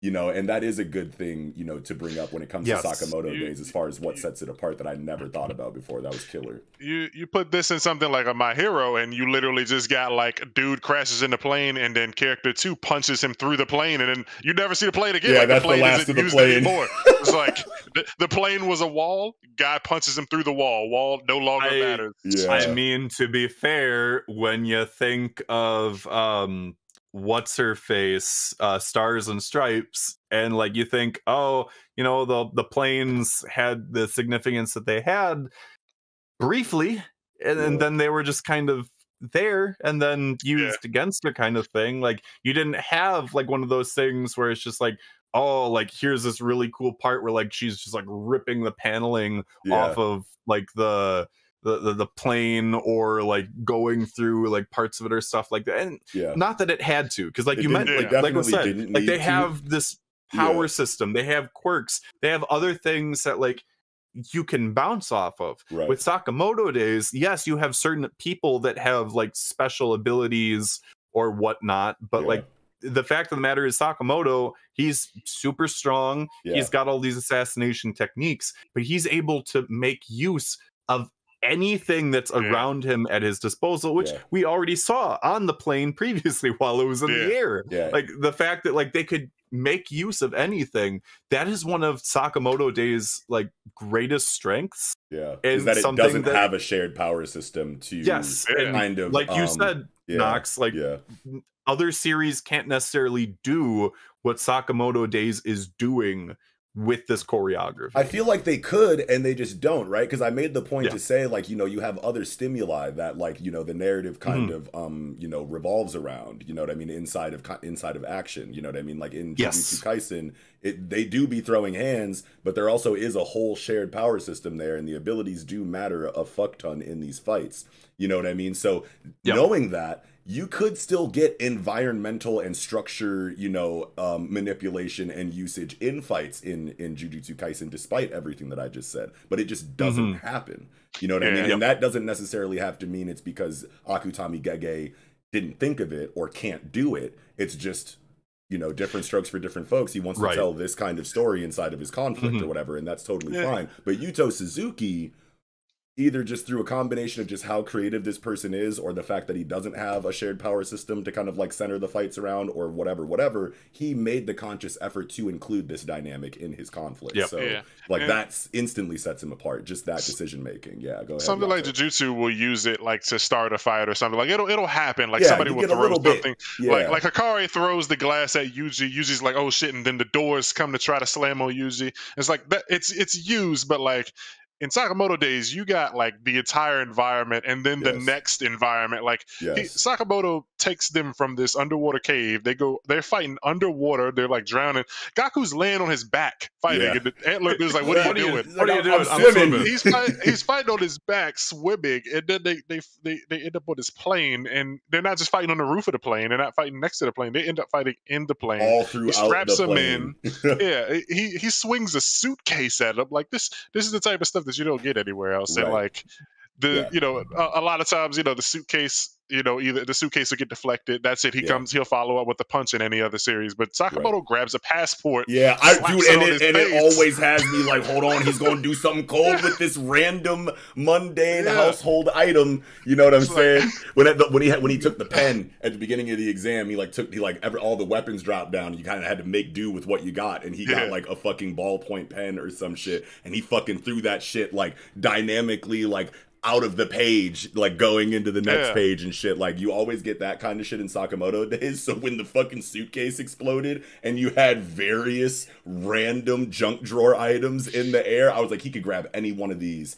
and it's gonna be the tightest shit I ever saw. He grabbed the passport and I was like, I wasn't ready for that. What's he gonna do with it? I don't even think he knew it was a passport. I think he just was like grabbing whatever landed in his hand. Anything's a weapon to me. But okay. It's like, don't matter. So before we move away from this part of the conversation, I just want to say, yes, other mangaka, even inside of current ongoing Weekly Shonen Jump, definitely do use the environment in their action choreography to some extent.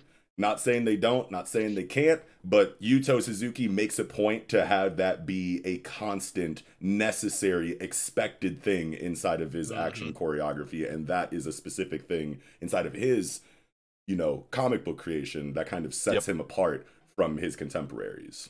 And it makes you excited to see, all right, where are we going next? What is that next environment that we're going to see? Right. Like, what is he going to use next? Because I mean, that's what it is. Like, we haven't necessarily had like, oh, we're in this like the temple of the enemy, and like, or like this like specific monument that was created for like this evil like dictator. No, like, we've had like environments where it's just like, these are normal environments to other people, and all of a sudden they're just like, they're being used in these like battlefield ways. Like, for me personally, the subway fight is still my favorite fight.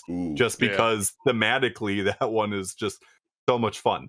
But like, that's the thing, like, it was a creative use of that environment for that fight. Like, even going all the way back to when like he went to go get a freaking backpack for his daughter, the way that they're able to use like that mall for the choreography and the action scenes and whatnot, like, again, it makes great use of an environment to really make your choreography stand out. And so that is why I'm always looking forward to what Sakamoto Days does next, because it's just like, all right, what are we doing? Like, are we gonna have like a bouncy castle fight at some point where it's just like just bouncing around and it's just like, I have a knife, and it's just like, not in this bounce house. Like, again, like, it's like the amusement park, the museum, like, it's the tower. I love it. The tower, like, or even his own freaking supermarket with Nagumo. Or the dodgeball, the fucking paintball tournament. Like, anywhere some shit can happen. That is the choreography mixed with the use of the environment is Sakamoto Days one of its greatest strengths, other than, again, the fact that we've mentioned too, the fact that you have this great balance between an action series and a comedy series that feels natural. You're not like, this isn't something where it's just like, oh man, I'm pulling teeth to try and get you to laugh. Cough, cough, national. Like, or on the opposite side of it, like, this is a comedy series and I'm pulling teeth to get you to care about the drama that's going on. And also Mashal was also just always in the school. It wasn't like they were like fighting at like a hotel or at a theme park or anything. It was like the fights in Mashal happened either in a school or like in the woods, and it was always like the two same settings. Like, we never saw anything besides trees or libraries. No, brilliant point that you brought up, Axel, on in regard to like what sets Sakamoto choreography apart from the rest of the series, in the magazine or in other magazines that are known for their choreography. Absolutely. Did we have anything else for Sakamoto this week, though? God, Shania is just gonna be a sack of meat. Yeah, I'm super excited to see like what happens God. with Shania after this. You know what I mean? He needs to get a regular job because whatever they're paying him is not worth it. He thought he thought this was his like what was his job beforehand? Some kind of like he was just day like a laborer. This is like a Craigslist ad that they pulled him from. He thought he was going flexible and is okay with the benefits. Yeah, fine. Yeah. They grabbed some day labor. They like put up some ad or whatever, and he was probably just some day laborer that thought that this was like greener pastures. The dude has just been learning asleep or something. Yeah. He's just been asleep since the start of this tail fight. Like I went back because I was just like, this entire time I'm thinking to myself, I was like, oh man, who is the third the third recommendation soon? It was Shania. And like so I'm looking at the start of that, like the entire start of that, he had the goggles off. Like as they were explaining everything and whatnot. So it's just like, when did that switch flip where it's just like, okay, time to go night night. Yeah. And then just like when you arrive, pop these pills and put the headset on. Yo, I'm going to break him now. And call me in the morning. Yeah, that and the swimming thing caught me off guard because I was like, if Gaku's talking underwater, is Shania's mouth like moving too? Like, is Shania drowning? But I don't think it's affecting his mouth. So it's not. It's just the eyes and the arms, arms and legs. Yeah. So wait a minute. This whole time, Gaku has never said one thing to the people he was fighting. Yeah. They've never heard Shania. Yeah. Shania's mouth never moved. Right. So I guess I never thought about that before. Drowning. Some of the stuff was being heard thanks to that superhuman hearing. But just not while Sakamoto was there. Right. It's never been Shania's mouth moving, and that for a moment I was confused because Gaku's like swimming and talking. I was like, should Shania be drowning? But no, Shania's mouth never opens. It's like, I'm yeah. Funny as hell. Anything else, gentlemen? Nah, I think I'm good. All right. Well, I think that will do it for Sakamoto Days, Chapter 71. All right, moving into Mission Yozakura Family, Chapter 130, Eldest Brother Family Day of Payback. How do we feel?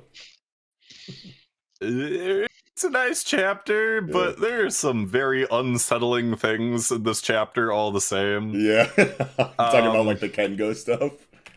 No, not only him. Like Futaba. So seeing Futaba in casual clothes is super unsettling, just given her proportions. Yeah. Like you gotta like remember, like this is the eldest sister, and she looks like a child. Yeah. And God, it's creepy the amount of detailing given to her feet. In this chapter. Like this is the kind of chapter where he's just like, oh God, please don't let the foot fetish people find this online because they're not gonna stop. And it's just, oh God. But yes, the Kengo stuff too, with just his bare butt and just, oh my God. Yeah, Kengo's always weird. Not very big fan of Kengo. Whenever I see Kengo, I just like instantly, especially when he's acting like this, like you turn into page 5 and you're just like, holy shit, all right, Kengo. It just like reminds you of Roger from American Dad. Like he's literally just like that character in this story. It's a lot less like bad for Roger though, because he's a fucking butt ugly Martian. but like Kengo is like, you know, supposed to be like a normal looking person, just wearing the cat ears and hiding his eyes and his cat butt plug. Like, chill. I don't want to think about it like that. Oh no. Yeah, and he's also got the kind of like the page when he's just like limp on the floor and the tail is just like no. I never thought about the tail actually, so you just ruined it even more for me. Yeah, no, not Gondaira. It's Axel. You put these thoughts in here. Yeah, you definitely put the thoughts in there because I was giving Gondaira a pass. But nah, dude, I love this chapter. Like as like, you know, because we were talking about like the possible continuation of the, you know, family dynamic in the slice of life, you know, chapters that are usually come out of the big overarching narrative conflict chapters or whatever, you know what I mean? Like we have this like kind of formula inside of Mission Yozakura Family now where it's like, you know, slice of life, character driven, family storytelling, big action arc, and then rinse repeat kind of. And it's like, well, it'd be really cool if coming out of such a big narrative moment like the reveal of Momo's motivations and his insane and fucking sadistic plans or whatever, like we were talking about how like that shit definitely shook these cast members to their core. So if would be cool if we coming out of that went right back into that regular expected slice of life mini arc storytelling that we're used to, but if it just had a darker tone to it, you know what I mean, like a sadder, more serious, you know, tone to it. And that's fine that we didn't get that, you know what I mean? We kind of go right back into cutesy family, you know, funny time, which is totally fine. We did to an extent though. Like you have to get through the first half of the chapter with all that stuff going on for you to finally have that moment between Kyoichiro and Mutsumi where it's just like she says like, you know, I was worried about like all of this stuff. Like I feel powerless, but like I'm, you know, able to do what I do because of you. And he's like, no, like I get to do what I do because of you. Right. Like that was massive. It was one of those like legitimate, like heartfelt moments that thankfully was not ruined by him, you know, doing one of his like super doting on Mutsumi like moments. Yeah. Like cool obviously that like towards the end of the chapter, like we got back to the goofy side of things, but like it was great to see that moment between the two of them. And I'm just waiting for that same kind of moment between Kyoichiro and Taiyo. And I feel like, well, I'm fingers crossed we get that next chapter or even the chapter after that, because like I need that. Like I need that resolution, considering what he just did to save Kyoichiro from something that he thought himself like he could not come back from, and Taiyo proved him wrong. Like it makes sense that we would get the Mutsumi and Kyoichiro stuff first, obviously, because of their relationship. But then, immediately following this, I feel like there should be a Kyoichiro and Taiyo equivalent scene to some extent. I feel like that would make a lot of sense. And just going back to what I was saying earlier about how, you know, it could have went into darker, you know, toned slice of life mini arc storytelling coming out of the Momo stuff, but it feels better that it's not just like a snap of a finger into like emo mode. You want to like gradually kind of address the, you know, anxiety and, you know, worry that the family kind of has coming out of the Momo stuff. You kind of like want to gradually ease into that, because it does make sense that this kind of family would go back to playful comedic, you know, storytelling immediately coming out of that. That's just the kind of characters that this family is. You know what I mean? Like they have their own ways of dealing with things that are kind of underneath this umbrella of wholesome, funny comedy family. But we do very often still get the serious, dramatic side of their feelings and, you know, shit like that often enough. You know what I mean? So having it, you know, having it go into this immediately, you know, isn't actually all that jarring. You know what I mean? Because it makes sense that this is the way that they would behave, especially if we know that those serious, dramatic feelings are underneath all of it. It's not just being swept under the rug for the sake of keeping up with, you know, a theme convention that we are historically used to having in a story like this. You know what I mean? So, I feel like Gundara definitely follows a formula. We have like the serious arcs, and then we go into like the cool down periods where everyone reflects on how that arc made them feel, how they come together as a family. Everyone's had like their moment of growth and stuff like that. And then, you know, at the end of a big conflict, we come back home, we go get ice cream, we talk about it, we relax. You know, we have some playful moments, and you get chapters like this. And it works. And I love how Mutsumi is coming with the big, crazy looking iron spiky gloves to give the shoulder massage to Kyoichiro, because I can't remember a single time in Mission Yozakura Family yet where Mutsumi is kind of shown like this with Kyoichiro, where she's going out of her way to do like a favor or something for Kyoichiro. At least I can't remember. Someone feel free to, you know, remind me in the comments.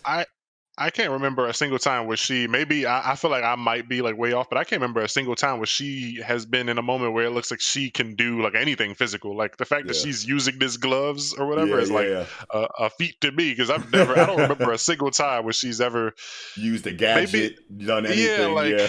It's usually like she might come in and like slap her brother and be like, stop fooling around or whatever. We're a family, but I don't feel like she's ever like been, because she doesn't have like powers and shit. And there's just so much storytelling centered around Kyoichiro's obsession for Mutsumi and all the things that he'll jump out and do for Mutsumi, and whether it's for comedy or whether it's to actually establish and reinforce their bond as siblings or whatever, it's usually Kyoichiro doing something for or to Mutsumi.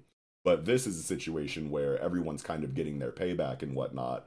And like that's all great as the story of the chapter or whatever, but then to get this scene where amidst all of that, Mutsumi is going out of her way to cater to Kyoichiro in any kind of way, I feel like is brand new. I feel like I have not seen this reverse before. We get that twist though too, that like even with them doing all of this and making him do all of that stuff for them, all of this was for him. Yes, the fact that this amazing. Was all an effort to finally make him fall asleep, when like this is the guy who's done anything and everything in his power to constantly being that watchdog, the one that does not fall asleep, the one that is always watching, protecting and whatnot, and like this just being this elaborate plan to like finally give him rest and be like, hey, like we acknowledge the fact that you just did something that like you were trying to protect the family, and like you almost died, and like you deserve a break, and we're not going to draw on your face with markers, but we love you. We love you a lot, and we care about you. It serves multiple, his ass. It serves like multiple purposes, like so like and that just feels like really good, right? Because like it makes sense as like we're paying you back in this comedic and funny way that's also wholesome,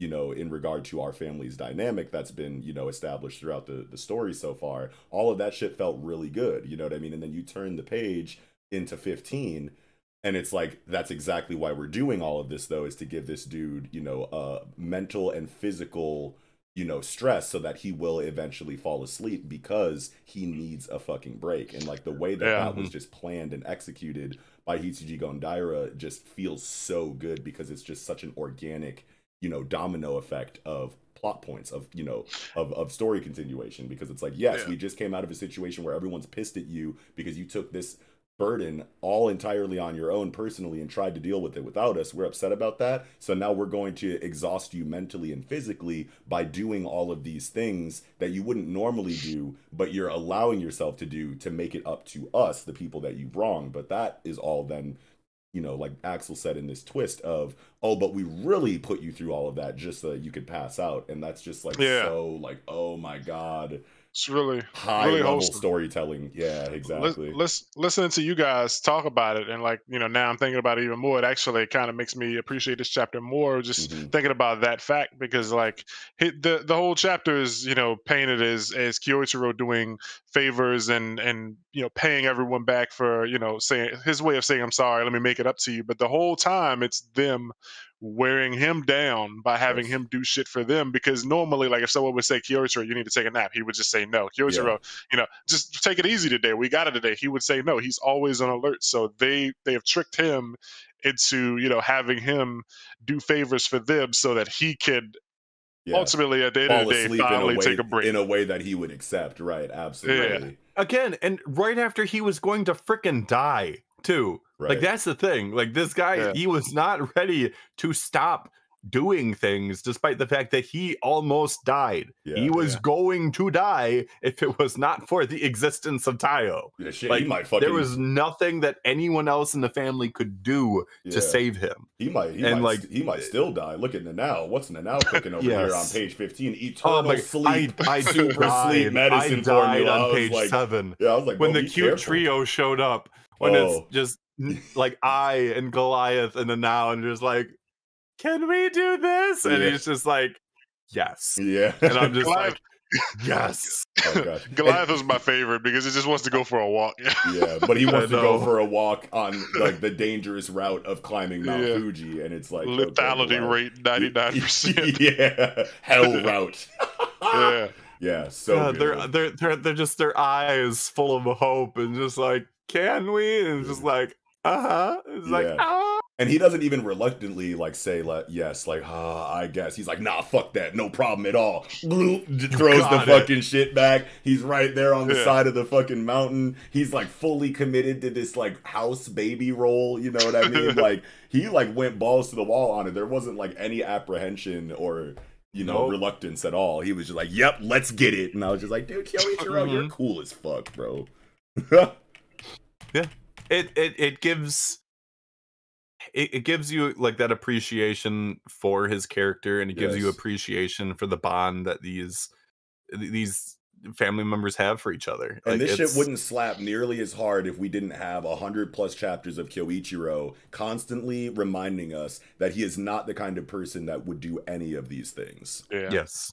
It was a great chapter for his character development and whatnot, and it's really good. It's one of those chapters where like you don't, with like a first read through, you don't necessarily get as much value out of it. You might still enjoy it and whatnot, but like when you really contextualize it, like you really find that value that this chapter has. And like this is why I will always appreciate those more slice of life chapters of Mission Yozakura Family, because it does strike that great balance. I know that again, just like with Sakamoto Days, I know you have like your meatheads that just want the action and whatnot, but like it's the slice of life comedy chapters that really get to show off Mission Yozakura's charms. I feel like when it comes to Yozakura Family, the meatheads wouldn't even make it this far. You know what I'm saying? Like they dropped the series like less than 20 chapters in because it wasn't turning up the heat enough. There's like 8 slice of life like arcs in this series, so no, they would the meatheads would slowly just systematically like fall off one after another. It's not the meatheads that like talked Viz Media into submission, into getting physical prints of Mission Yozakura Family. No, it was the fans that like that slice of life stuff, that like the series as a whole. Like those are the people that fought for and won the battle for Mission Yozakura Family. And now if we could just get those Witch Watch physicals, because god damn, those volumes are gorgeous. Are they crazy? They're pretty. I love the color and the references in the volumes. They're really good. A lot of like cutesy, cool, fun stuff going on the covers. It's like it's not too cluttered, but it's like a lot of little fun stuff from the chapters on the cover. But like you were saying though about this series or this chapter might not be one that you get all the way on the first read. I definitely am that guy. Like my first read, I was like, it's cool. I like the wholesome bits at the end, but I definitely didn't think about it as much or as deeply as I did until we started talking about it now. That's why this atmosphere is just like so important for like at least me personally. Like I feel like I need this kind of setting, because I just like rely on it in regard to like my appreciation of the series that we constantly are reviewing, because it's like I'm in group chats, I'm on Discords, I'm in pretty much all over social media talking about manga all day, every day. But it's not until I get into this kind of atmosphere where I feel like I'm really discussing manga, like for real. And I don't know if that has to do with the fact that we're face to face, looking at each other's facial expressions, hearing each other's voices. There's a lot that goes into it stimuli wise. But like it's just a completely different level than just discussing this in a text-based group chat. There's a mix between that and then like talking in like a group chat on like Twitter or Discord or something. It's like somebody might drop an idea and go to work or go cook dinner or something, and we have this time, couple hours set aside that we have decided to set aside to talk about this stuff specifically, versus like you hit up Twitter, you like, yo, this chapter was amazing, I love when this happened, and then like somebody might not respond for 20 minutes because everyone's mowing the lawn, washing clothes. People aren't actively replying. But this is dedicated time. So it's cool. And then you get to like 16, 17 real quick, just because I'm looking at the fucking page. I remember when I read this for the first time, I like thought of like this hypothetical like April Fool's like scenario where you just take this panel, rest well Kyoichiro, and hit the timeline like R.I.P. the guy, you had a good run. Rip Kyoichiro and just see what happens on the timeline. God. Yeah, put like edit the page to be like darker. like rest in peace. Could have did it. Yeah. The like Jigglypuff art scene, like that shit's funny because I feel like Kyoichiro's face, like when he's drawing his face and shit, I feel like he looks like a Golden Kamui character with like the like mustache and shit drawn, and like the eyes, they look kind of like Golden Kamui art to me. Somebody will probably disagree and kill me in the comments, but that's the first thing I thought of when I saw it. Yeah, Golden Kamui. First thing I thought of. Respect Golden Kamui. Yeah, hey, that's one of my only 10s. Yeah, I love Golden Kamui, so Ooh, don't hurt me. Yeah. Nice. But only other thing I had to say really was I found it funny that like the dad sent a text and like I don't know what year this is, but who the fuck still has subjects for their text? This shit has a subject line. Yeah, I don't know. This does look like a new phone. Who would have like I don't know, fucking old niggas? You know what I'm saying? Like he probably like wrote that himself, like subject. You know. This man has hacked Viz Media and has a subject line and a description afterwards. Or he's sending an email. You know what I mean? It could be an email because like emails still have subjects even in 2022. He is old.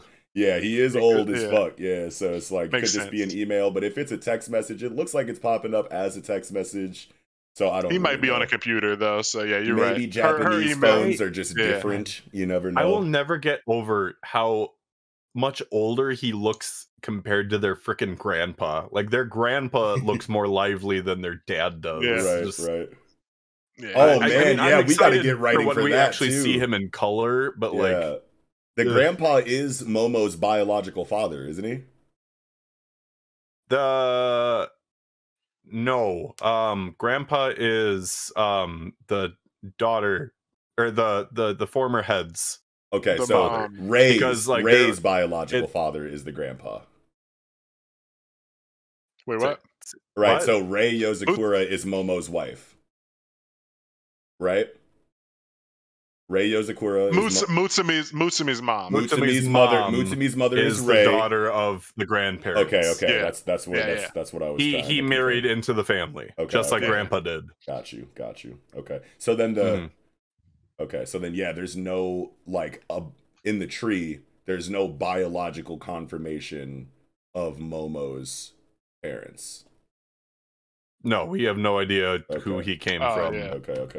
Gotcha. Yeah. I just wanted to ask that, but that could definitely be a thing. Because I was wondering, you brought up the grandpa, and I'm like, oh, are we gonna get writing like about like how the grandpa feels about like his son? But then I was like, wait a minute, is Momo even his son? So that's why I like brought it up. Yeah, we might get one of those scenes where it's like, I wish my wife never married that fucker. I mean, I wish my daughter never fucked with that dude. Yeah, that would be cool too. I'm sure we'll get like the rest of the extended cast opinion and thoughts and feelings on the situation as they're brought back into the story. Now that the Momo stuff has kind of happened, but really interesting because we really never like get like grandparents like in these stories. Like most of these stories, the characters don't know their parents, or like their dad is dead, or like Deku, the dad's gone overseas. But like you never get grandparents, and we have grandparents that are alive in the story. Yeah. Sometimes, I mean, like you might get a grandpa when they're stand-ins. Yeah, like that happens a lot. Yeah. So I mean, like.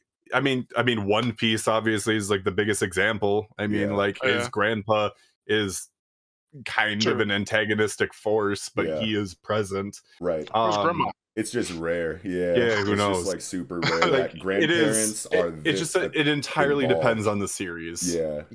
But no, I see what Yato is saying though, because it's like this is a story that's obviously its biggest theme is just like family. You know what I mean? So like naturally you have all of these characters that are all going to be sprouting from the same family tree because it's a story about their family tree. So it makes sense that you'll see, nuclear, some semblance of like nuclear family extended outside of, the Yozakura household. You'll get like the grandparents together, in their little situation, other parents together over here. Like it makes sense that you'd see that in a story like Yozakura. Whereas like other stories, you like might get the grandpa. And then like that's it, and he's like just a plot device for training, or you know, a big, you know, epic last stand fight or whatever after you like build up how or strong he gets the grandpa sucked into a is VHS tape after you lose a Yu-Gi-Oh fight. Something, yeah, you know what I mean? Like it's always like something like that. Like, but like this is literally just like my grandparents are just have their own agency and their characters that are just chilling in this shit without being like massive narrative weights, you know, to like what's going on in one way or another, or massive plot devices in some kind of way. Yeah, so I see what you're saying. And those other stories, you never wonder like, is the grandpa gonna come back? Like in Yozakura family, you can imagine the grandfather coming back into the story at some point for some reason. But like in a lot of he other faces stories, off against Momo by himself. Hey yo, that would be kind of major. That'd be kind of crazy. Yeah. You like finally time for you to snuff you out. Like I should have, I should, you know, when you were marrying Ray, you know, speak now or forever hold your peace. I should have duffed you then. I could totally never see agreed that. To this shit. I gotta thank you for creating my grandbabies, but I gotta take you out. Yep. I could totally see that. That'd be wild. Yeah. But yeah, I don't know. I think that's all I had for Mission Yozakura Family this week. You guys think you're good? I'm good on Yozakura. All right, that'll do it for chapter 130. All right, moving into Jujutsu Kaisen, chapter 185. Hold on, what's the chapter title? Here we go. Bye-bye. Love this chapter. Love this chapter. I think it's cool that we're getting this like look inside of Panda's like, I don't know what, like at first I thought that this was like his inner domain, you know what I mean? Like the same kind of like space that like Yuji interacts with Sukuna in the beginning of the series, but like for Panda, because I know that like everybody's got an inner domain to some extent, whether they like know about it and use it or not. I think that that's just like an area of the power system that's like an established thing.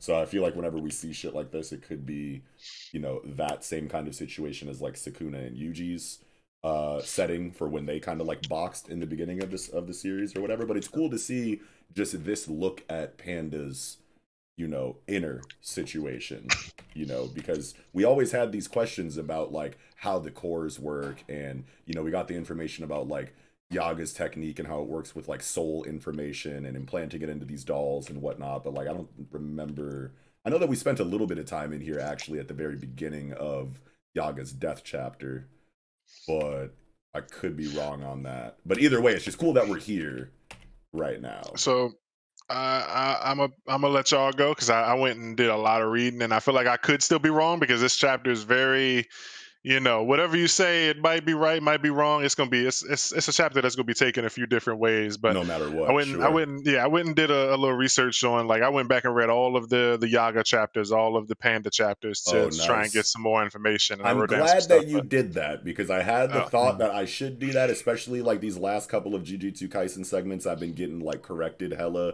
inside of the comment sections and whatnot, and just like realizing how little I actually remember about like earlier Jujutsu Kaisen stuff. So I've been wanting to like go back and like reread it, and just haven't really had the chance to, obviously, because it's been like less than a week since I said I was going to.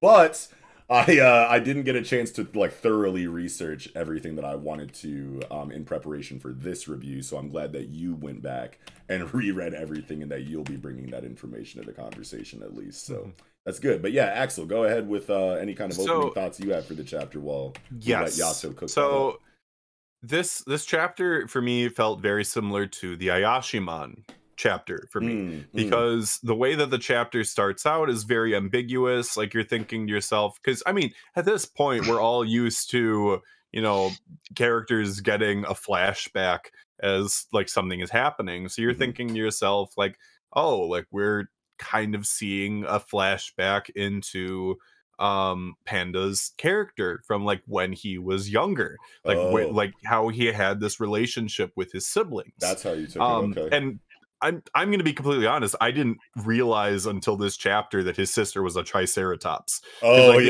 like the last chapter, I'm just thinking to myself, I'm like, what the hell is this? What is this shape? Like, I'm not putting like 2 and 2 together, like, oh, she's a Triceratops, because I'm thinking to myself, oh, like they're based off of like, you know, modern animals or whatever. Mammalian, I'm not, like, right.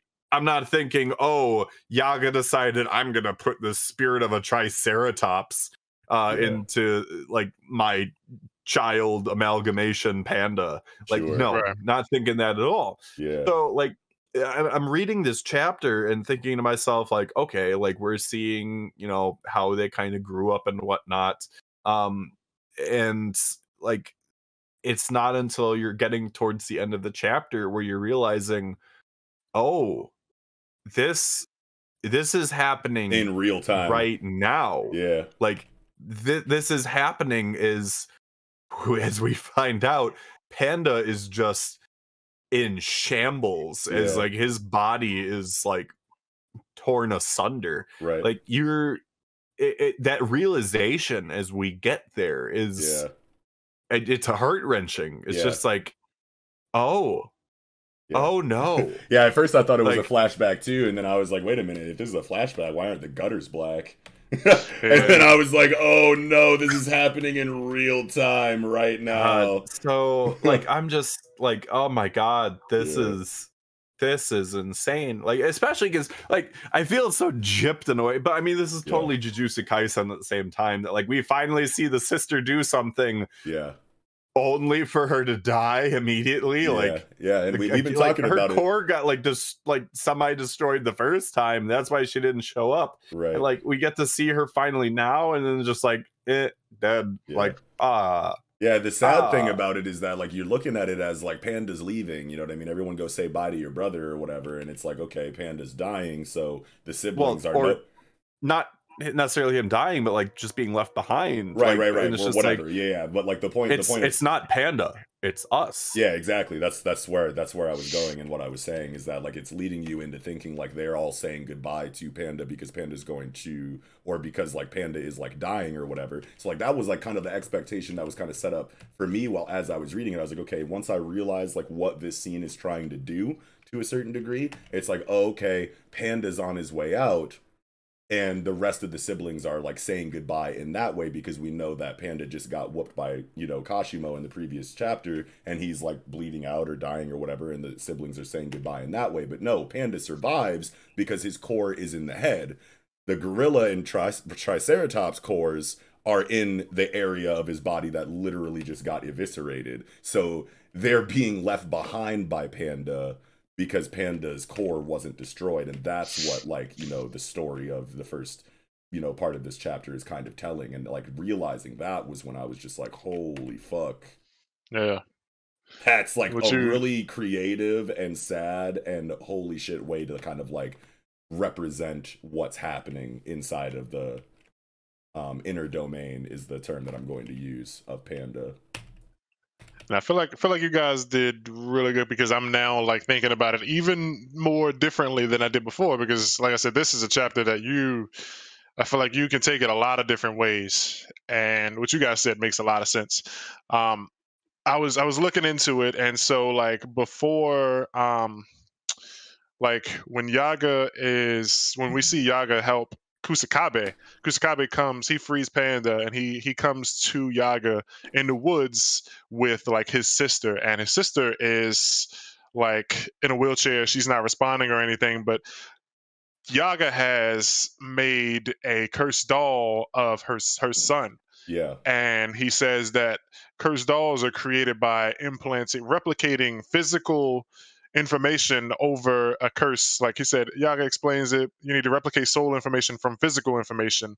Yeah. And so I think he also apologizes to Kusakabe, because this is just one soul, and it's going to eventually fall apart, this one body, because in the end he ends up telling Yaga the secret. Yaga ends up telling Gaku Ganji on his deathbed how to do it, and he says first you have to find, you know, three souls and replicate them on three curse cores, stick them into one body, let them observe each other, and the cursed energy over the course of 3 months will start to replicate and, you know, operate on its own. And so I think he's like apologizing because Takeru, which was his nephew, was just one. There's just one soul in the body, so it's going to fall apart, unlike Panda.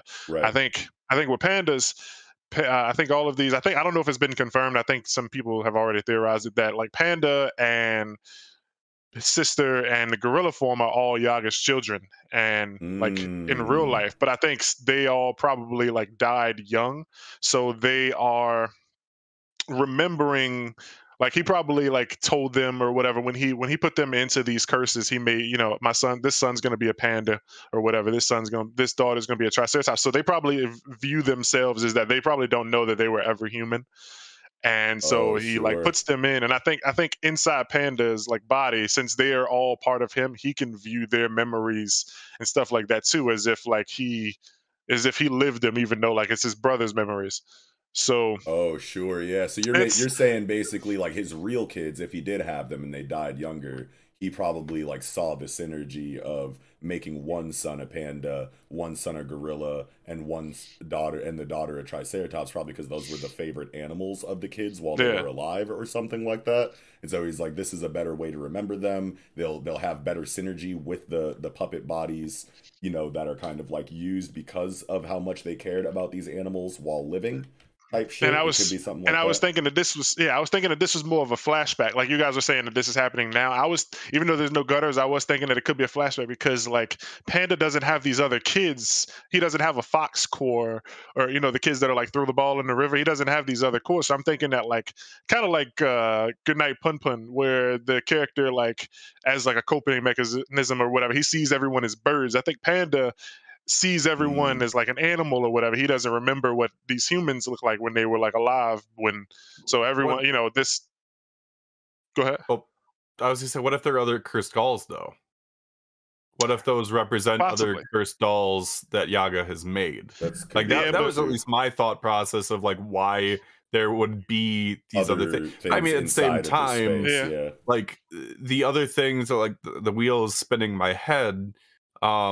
Just based on context clues and whatnot, like what if what is kind of represented is that like what if we're seeing them as they are because this is what killed them the first time or whatever, was some kind of incident post Christmas, especially since like there's such a focus on Panda and this ball that he was specifically given by Santa, who my head canon for this is Yaga was playing Santa or something, and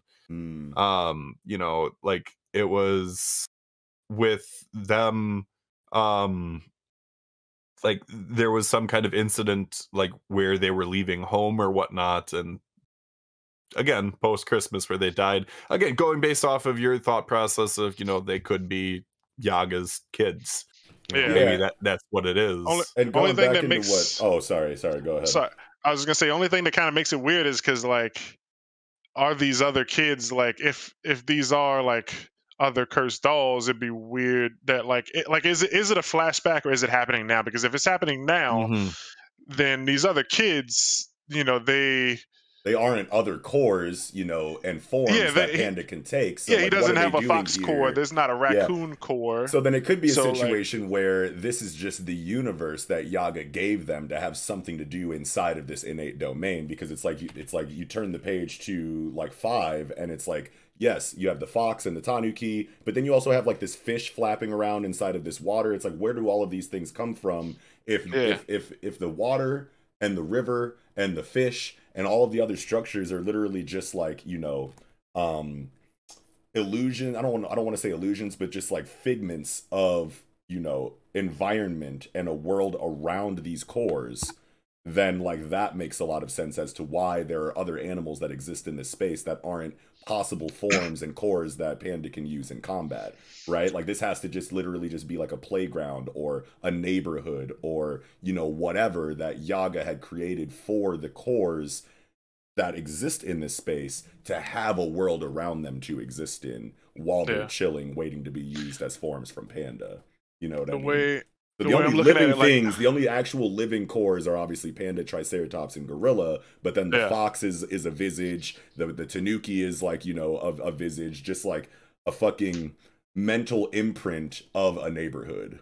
that they can hang out in while they're in here. The way I'm thinking of it is like, you know, when you were a kid, you probably remember like being with your mom and meeting some like shady looking person, and you probably don't remember what their face is, but like being a kid, you remember, you know, Panda's probably remembering these people as like a fox, or like just because Panda's a kid. Panda's not like an adult. Right. I mean, I don't know how old he is now, but like what I was trying to say was like, I think that like Panda having these cores all put inside of him enables him to have their memories. So like even though Panda doesn't see the conversation between the dad, the sister, and the brother, I think that like if Yaga took if he took the gorilla core, then like the memories of gorilla are inside of Panda, and he has access to them, so he can see from gorilla's point of view when they were leaving him. But he probably like I feel like he has access to all three of their memories if they all existed at some point. Yeah, I like that too. Yeah. I just think it works really better as a real-time situation, right? And that, like, literally everything else outside of the existence of the cores in this space is literally just a fictional world that Yaga created for all of them to hang out in when they're in this space. And obviously, I think we're all on the same page that the dad ghost, the Sakamoto mustache dad ghost that we have in here is just, like, a piece of Yaga's, like, soul that he also put into this space to kind of, like, be with them. Maybe that's, like, another hidden area of his technique that he didn't disclose to Gakuganji. Yeah, is that like he puts a little bit of himself into all of these dolls that he makes for added stability, because you were already talking about how we got the information that you need 3 cores in one body in order to create the equilibrium necessary to keep the body from falling apart, like mind and body wise or whatever. They kind of like, you know, teeter off of each other structurally, like, you know, like a triangle, and how a triangle, you know, is structurally sound because of how all of the vertices and edges kind of like go into each other, or whatever the explanation is for that.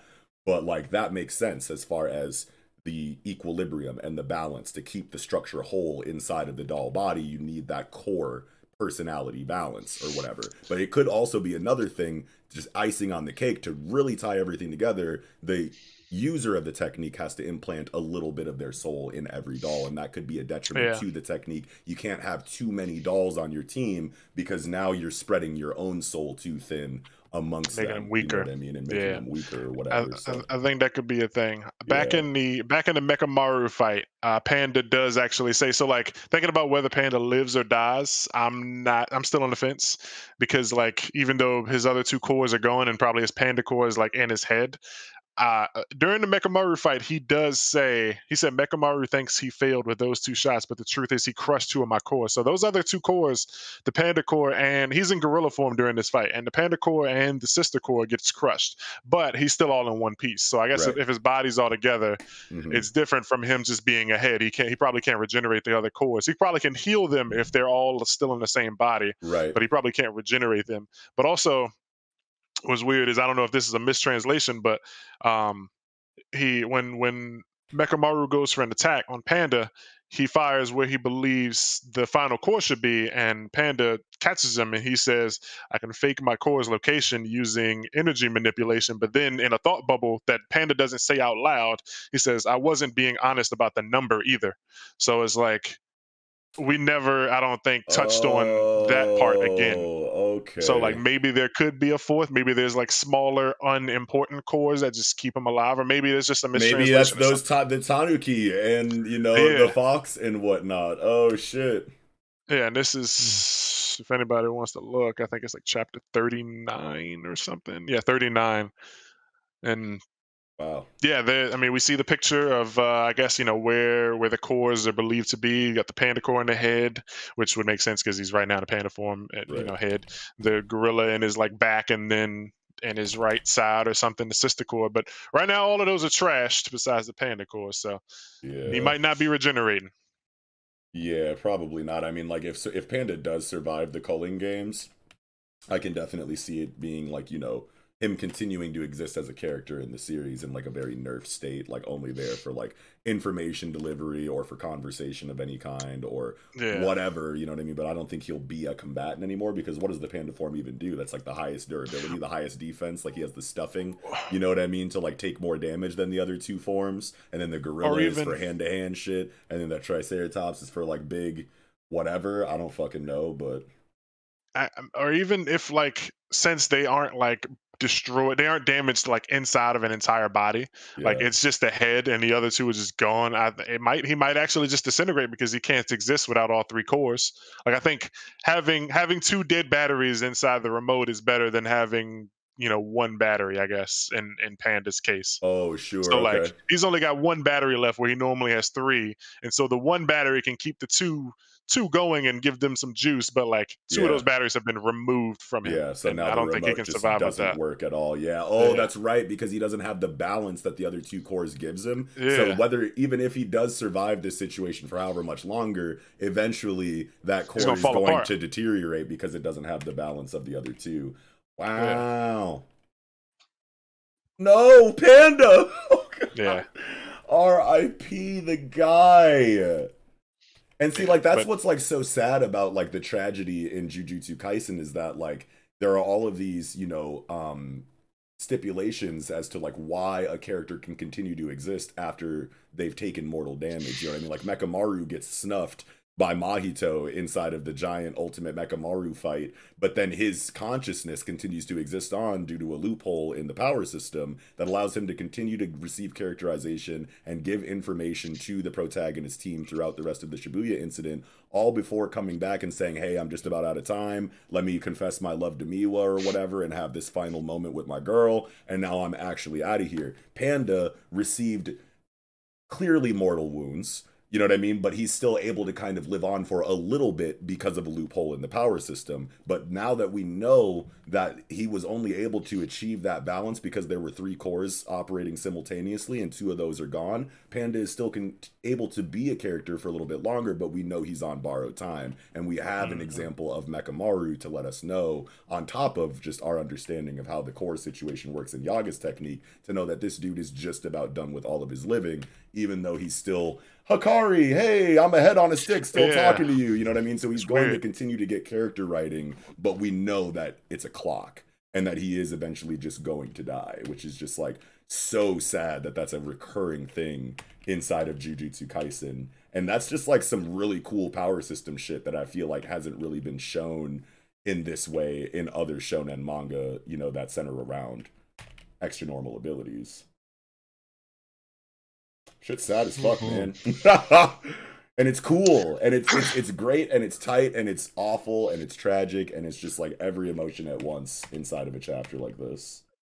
Also kind of feels weird that like Hikari jumps into the scene and he's not like, oh shit, Panda. He's just like, Panda, you lost some weight. So it makes me feel like he's seen Panda in a state like this and Panda's come back. Or like maybe he's sparred with Panda before and maybe, you know, like people understand Hikari's strict because they've seen. I always ask the question, like, how the fuck does Yuta know that Hikari is so strong? Because I don't think Hikari is gonna drop his domain on Yuta. But like Panda is someone who, like, as long as you don't destroy all three cores, it's fine. So I feel like Hikari and Panda probably sparred, and Panda was probably like, yeah, just don't destroy my head. You know, it's my best feature, but he's really saying because that's where his core is. But like, even if Hikari hasn't seen Panda in this state before, that could definitely be a reason why he doesn't seem too worried about Panda inside of his dialogue. He seems to pull up and be like, oh shit, you got fucked up. And like, it definitely could be a situation where he's seen Panda in a similar state, which would obviously give us hope. But the way that I took it is just like, he has no idea what the situation is, sees that Panda is still alive though, and is just making like a dude bro, like dude-ish kind of like, hey, what's up fam? You look sick. You know what I'm saying? Like, you good? You know what I mean? Like, are you alright? You know what I'm saying? Like, you gonna be good? Like, type shit, but like, he's just still just going to die, and Hikari's gonna be like, oh no, you know, like when that time comes or whatever. I definitely didn't think of the possibility that he could have seen him in a state like this and knows he's going to be okay. I just kind of like totally saw it as like just a cool like Hikari thing to do as he sees Panda in this state, you know, like that's how I interpreted it as well. Like, it was just one of those like dude bro moments of just like, you know, kind of making a joke of the situation despite knowing how serious it actually is. And it's not in his character to, you know, like, you know, show worry or concern in like a traditional way. Like, this is his way of being like, you know, I'm here. Like, I'm gonna make a joke of the situation. It's like, Panda, you're not looking good, but you know what? I'm here and I'm about to wreck this guy's shit. It's like that scene in Family Guy when like It's that scene in Family Guy when Peter like falls asleep or something, like while driving in the car, like, you know, crashes with the whole family in it, and Lois is like fucked up in the car crash, like, oh, Peter, and then Peter's like, hey, Crashy, how'd you get down there or whatever. My God, I can't remember the exact scene, but it like, wow. And I saw like on Twitter like not too long ago like a tweet where someone was like, men will joke about anything as soon as they realize that you're out of harm's way. It's like, yeah, like I got stabbed like 16 times in a mugging outside of the bar last night, but I fully recovered and now I'm back to normal, and now all the guys in my family, every time I see him, call me Stabby, you know, or something like that, you know what I mean? Yeah. Like they bought me a Swiss cheese shirt. Yeah. Yeah, that's definitely some guy shit. Yeah, but like super hype on this Hikari entrance. I feel like that is the emotional fuel, you know what I mean, that will give Hikari all of the stakes necessary for his like full power fight against Kashimo in the next chapter or couple of chapters. We know that he got Charles the fuck up out of here. Did he kill Charles? Or did he whoop Charles, make him transfer points, and now Charles is just kind of like chilling out there somewhere? We can assume that he probably didn't kill him. I didn't really feel, you know, the vibe from Hikari that he was trying to kill Charles, you know what I mean, in their shit. So I could totally see it being a situation where he whoops him and just gets the points, and then Charles comes back to influence the plot in some kind of way later. But like, is the aura that we're seeing on Hikari right now just his own aura spike, like showing like what kind of effort he's going to be bringing into this confrontation, or is this like the buff from the jackpot still in the previous fight in some kind of way? That's what I'm thinking. Shown that, yeah, like that this is the buff or whatever. He's still coming off the buff from hitting the jackpot in his domain. You know, he's always talking about how he likes to be, you know, hot, and he doesn't like getting cold and stuff. So I think this is just that heat being like visualized. He's in his element. This is him red hot. Yeah, I think that makes the most sense because it's already been stated that his aura was like jagged and spiky and sharp or whatever. Serrated, someone made a comment that that his aura is like serrated or whatever, and that's not what we're really looking at here inside of this aura drawing.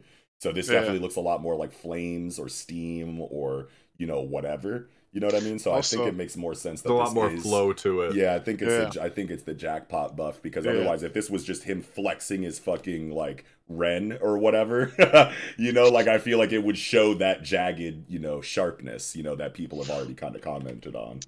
Yeah, I don't remember what exactly the wording was when he was fighting Yuji, but I feel like I remember Yuji was saying like it doesn't matter like how much force it looks like he puts behind his punches, they always have the same like destructive force. Like it kind of reminds me of Ishigori, where it's like Ishigori always fires at maximum output. I feel like Hikari's punches and shit are like always on go, just catastrophic damage if they hit you. For sure. But this is gonna be a really interesting situation too, because it's like, okay, so Kashimo, as stated by Panda last chapter, has an electric aura property, quality, whatever. You know what I mean? And Hikari, obviously, it's been stated by like Yuji, I think is the one that said it earlier in the shit, that his aura properties, you know, are jagged or serrated or whatever.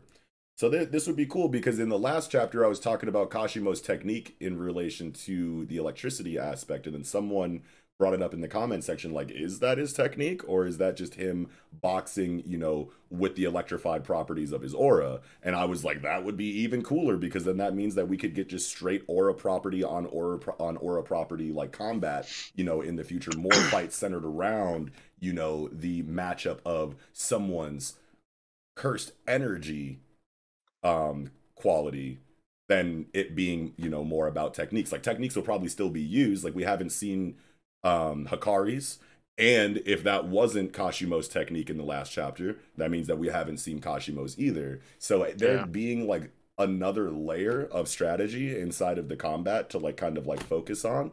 Could be a hand-to-hand situation where it's literally just sharp aura versus electrified aura for a certain amount of time, and that's hype all on its own, because we know Akutami Gege snaps inside of those hand-to-hand kind of situations. So having a power system related an extra power system related element added to that hand-to-hand choreography will be great for the start of the fight, and then as it moves into boom, now we're using our techniques, it's that much more hype because we spent so much time before techniques doing other cool power system and hand-to-hand related things. So as far as the hype progression, I could see it working something like that inside of Kashimo versus Hikari. The only thing that's going to get weird is if it gets to a point where the techniques don't even work and now they're expanding domains, because Kashimo probably has a domain. Hikari, we know, has a domain, but he literally just used it. Yeah. So can like, he use it can again? he use it again? Is he one of those special cases where you can use a domain multiple times in a day? It would make sense for a character like Hikari because, you know, he's being compared to Gojo as like the next generation's me, I think is what Gojo said when he was thinking of Hikari and Yuta in that moment. So it wouldn't surprise me if Hikari was someone who could expand twice in a day. But like, we just don't know, and that's the uncertainty that makes the tension high and makes it compelling and makes us not, you know, be able to wait for the next chapter or whatever. But my point is that going to be the reason why we never saw Hikari's technique and never saw the completion of his domain strategy? Because we're going to get all of that inside of this Kashimo fight with little breadcrumbs beforehand that we've kind of seen so far. I guess is my question, right? You know, fair enough. Like, yeah, because it's like, that's really like, we can have a pretty good idea of how the conflict is going to go as far as like advantage switching back and forth like in the fight, but I feel like we can be pretty confident that it's going to come down to domain expansion. And so the questions are we finally going to see what this jackpot looks like in real time, because he's going to expand a second time? And I guess the other question is, can he even expand a second time? I got a few more thoughts, but I think I feel like I've been talking a little too much, so I kind of want to let Axel go. Axel, you got anything else, bro? Yeah. I do. So one of the things that didn't get touched on while we were in the world of Panda was the whale that showed up. And I was just like, all right, why is there a whale? Yeah, good question. Like, what's the symbolism of that? So I was kind of like digging around online. I came across this one website, and it's like the meaning of dreaming of whales. So it says here, when you dream of whales, it is usually a sign that you are in need of guidance and support. Whale dreams can be interpreted in many ways, but often they indicate that you are looking for help from a higher power. Whale dreams can also be a sign that you are ready to take on new challenges and face the unknown. If you dream of being chased or attacked by a whale, it may represent some fear or challenge that you are facing in life. Alternatively, this dream could also be a warning from your subconscious to watch out for someone or something in your life. And like on several levels, says like it is a very like relevant thing to the current situation. Like, obviously he's fighting an enemy that has him on the ropes and about to die, definitely in need of, you know, like guidance and support, considering he's about to potentially lose his older siblings forever. But at the same time, it presents an opportunity of like, this is him about to potentially be on his own. This is a new challenge. This is something he's never experienced before, of being alone inside himself. So whether or not that is what that whale represents in any capacity, I'm very curious. But like, just the inclusion of that imagery, I was just like, okay, there's got to be something to this. Right. Like, they wouldn't just randomly show a whale with like no context behind it otherwise. There's got to be something to it. There's no like obvious like link to anything else that's going on in this sequence of pages either, as to like why the whale makes sense. You know what I mean? It's not tied to a previous page or a previous conversation in any way.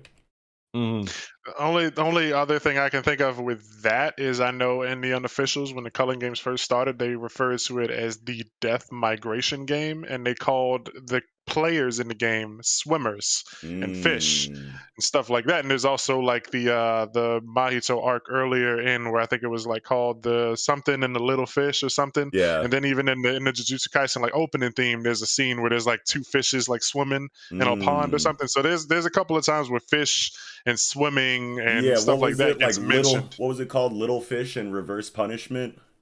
I think so, Is what it was, or like big fish in a little pond or some shit. I remember punishment and reverse being yeah. And Kashima would definitely be a whale in comparison, just given the power he has. Yeah. So I like that. I like that a lot. lot. The whale hero.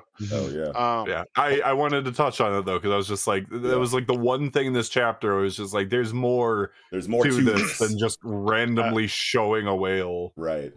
I think for this chapter, there's just a few more points I want to cover or talk about or mention, bring to the forefront.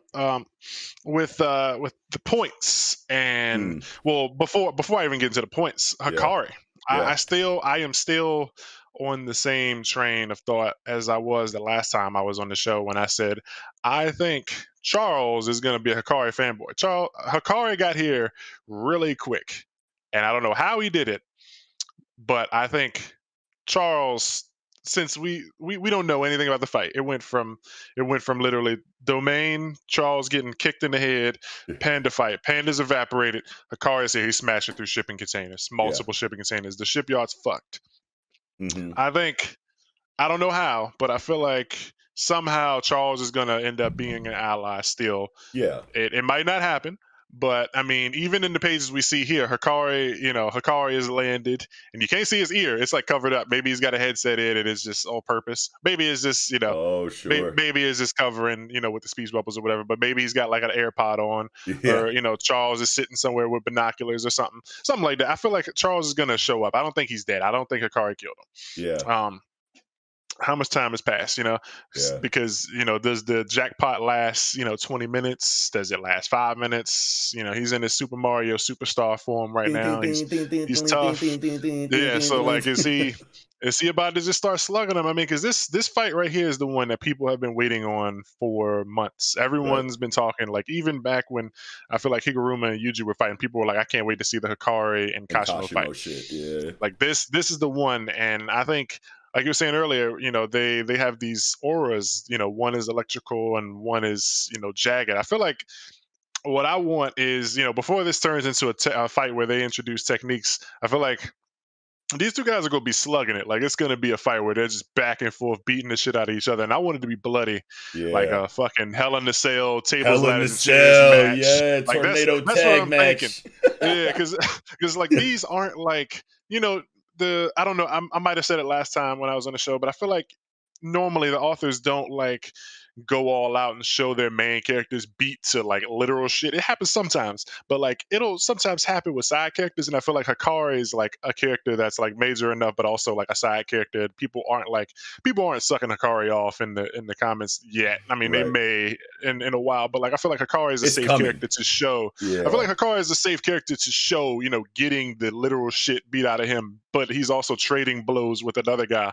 So like, if he's getting hit with like a nailed bat or something, like it wouldn't surprise me for a character like Hikari. I wouldn't see it for Yuji, but like someone like Hikari, I feel like you can throw all the stops. You can hit him with a bus, you could drop him on nails, you can do all that shit, and have him keep going, and it'd be cool, like a cage match. Yeah. So I want to see this get real bloody, and then at some point maybe they whip out the curse techniques. But I feel like this is actually the first time we will see points become weaponized, because Kashimo is the first person we have seen reach 200 points.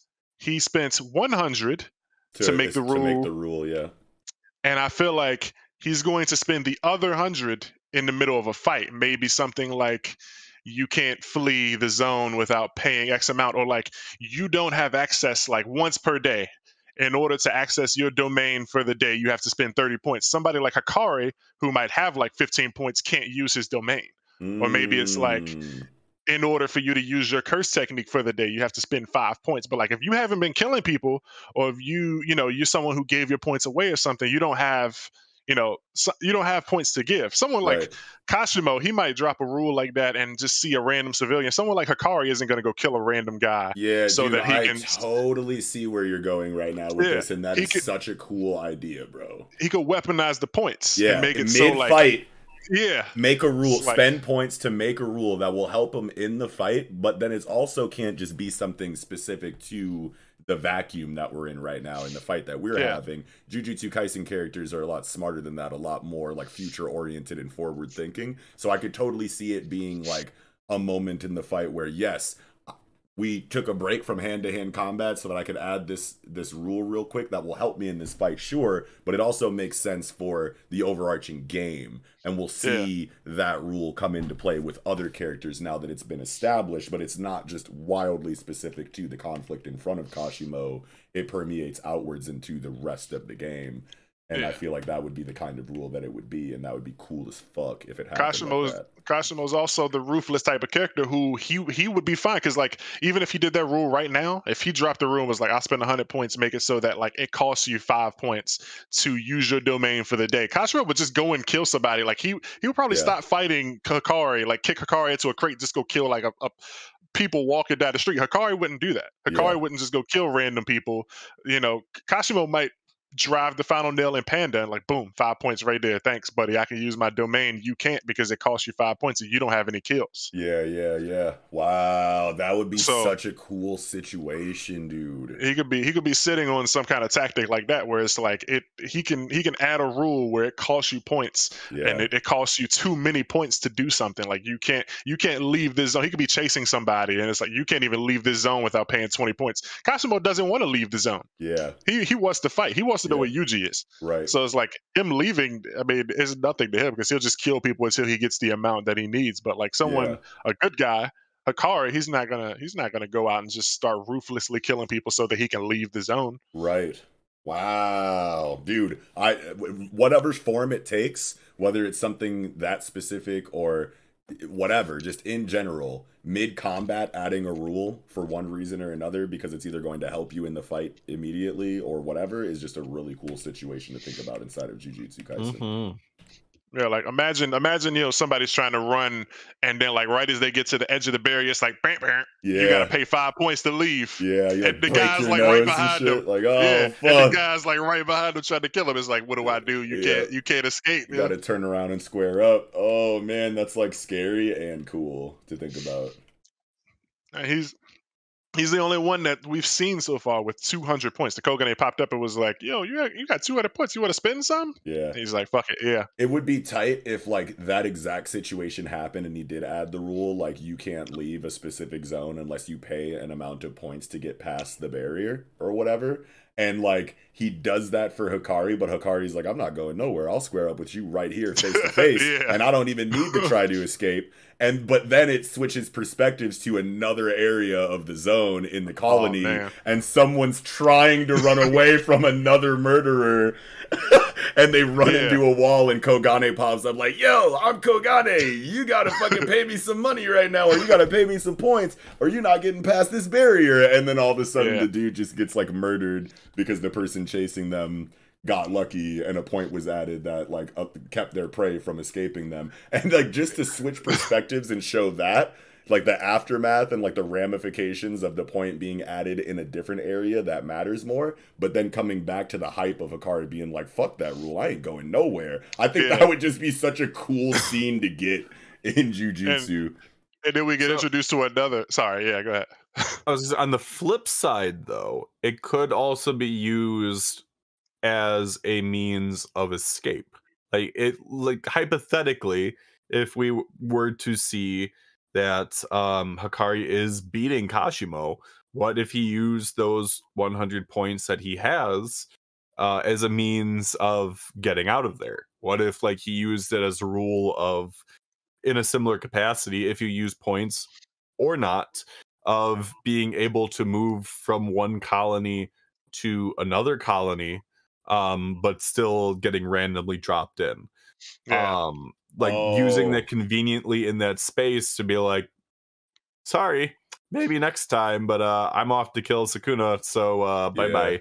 And all of a sudden just pops out. You can't leave, but you're randomly dropped. You can't walk out and just be like a foot away from the barrier. Like if you walk out, you're ported into another portal, into another barrier randomly. You might be in the sky. So it's like it could be a good move. It could also fuck you. I could see Kashimo being like, here's the new rule. You can't or wait a minute. No. A situation where he's talking to Hikari and he's beating his ass and was like, man, tell me before I kill you, tell me where Sukuna is at.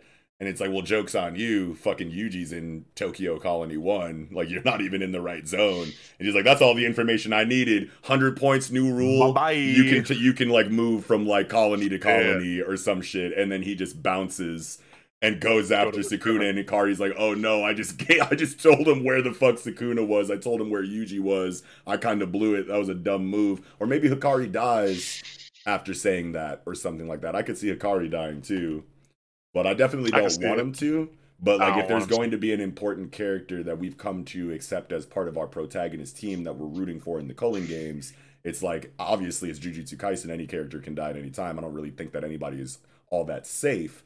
But if you are going to kill an important character, I could totally see Hikari being one of them because he's not too integral to the overarching plot. He's not too close to our main cast. He's not a Yuji. He's not a Megumi. He's not anyone immediately necessary for later long game storytelling. So I could definitely see, Hikari being the one protagonist that does kind of fail and lose in a terrible way, because other than that, our protagonists have been cooking in this arc. You know what I'm saying? Yuji won his fight essentially, effectively.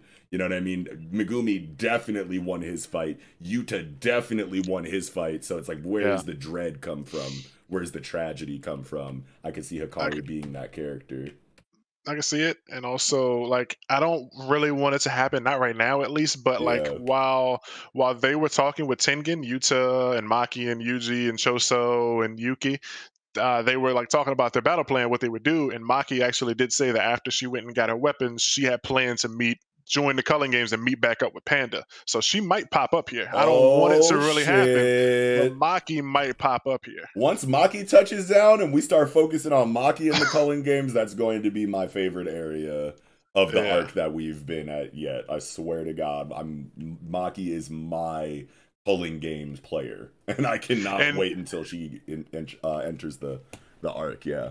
And I think Maki was the one when they were talking about she asked Yuta if they were gonna go find Kenji Hikari, and he was like, yeah. Yuji's like, who's that? And he's like, it's another third year or whatever. When he gets going, he's stronger than me. And Maki was like, no, he's not. She was like, don't oversell him. But the dude's tough. Yeah. But I think Maki might show up, and maybe Hikari dies as it's happening. Maybe she gets there and witnesses Hikari and Panda dying. And then she just goes off. But and then she wants to go kill Kashimo, but Kashima's like, I know where Sukuna is at. I don't need to be here no more. Your friends are dead. I just made a new rule. I'm going to Tokyo Colony 1. See ya. Maybe not tell her that, but just instantly leave as Maki pulls up to the murder scene. I could just see a chapter ending with the double page or whatever, the cliffhanger being Kashimo going, Kogane, I want to create a new rule mid fight, and it just ends there. You're like, what the fuck is the rule gonna be? And it's in the middle of a fight. What do you mean make a new rule? Yes, I could totally see a cliffhanger like that too. Oh my God, that'd be fucking sick if it happened like that. Yeah, good shit, man. You guys got anything else for Jujutsu this week? I think we had a pretty good conversation, man. We covered pretty much everything that happened in the chapter and threw some pretty cool theories out. Yeah, I think I'm about spent. All right, Axel, you good? Yes. All right, that'll do it for Jujutsu 185. All right, moving into the final chapter of the episode. No One Piece, so we are finishing up with My Hero Academia, chapter 353, Endeavor. Love this cover. I always love whenever Kohei gives us these, Western comic book aesthetic covers. Always gonna slap. It even comes with the barcode. Love it. Yeah. We've been getting the evolution of Shoto with these particular covers focusing on him too. So it's been nice. And it's also really cool to see how the colors of the flames on his body works. How it's that light orange as well as the light blue, because he's cycling through both. Yeah. So Yeah, that is a cool visual. I didn't actually think about that. Yeah, because I mean, like before, it was just in like grayscale.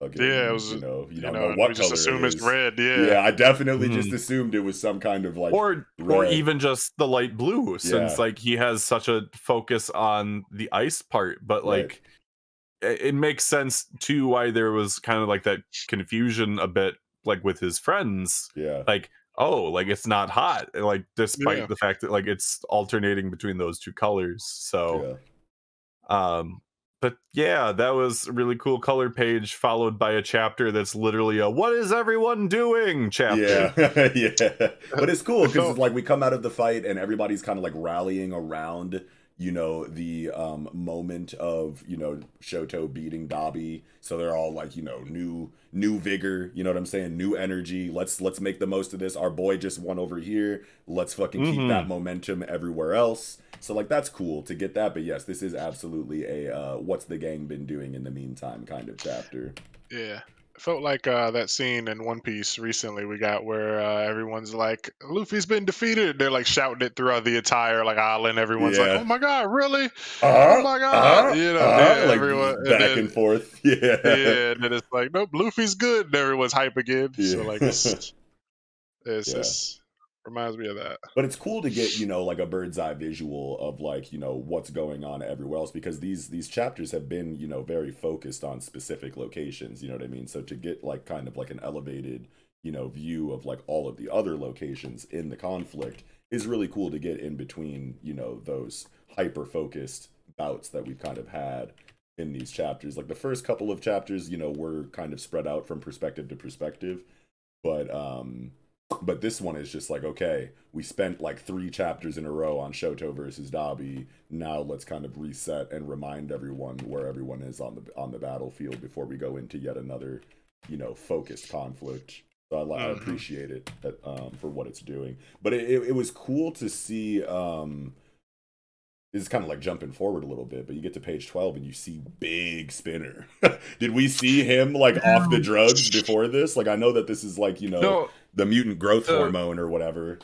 But... That's what I've been trying to look at for the past minute or two here. I was just like going back to like when the villains showed up and like I couldn't see anything. Yeah. So like this, I think this is the first time that we are seeing jacked Spinner. Because I remember like before the conflict started, it showed Spinner and like I think it was Skeptic pulled up to him and was like, you could be the face of the Morlocks, or the Heteromorphs or whatever the name for it is in this series. Like you could be that guy, you could be that man for them.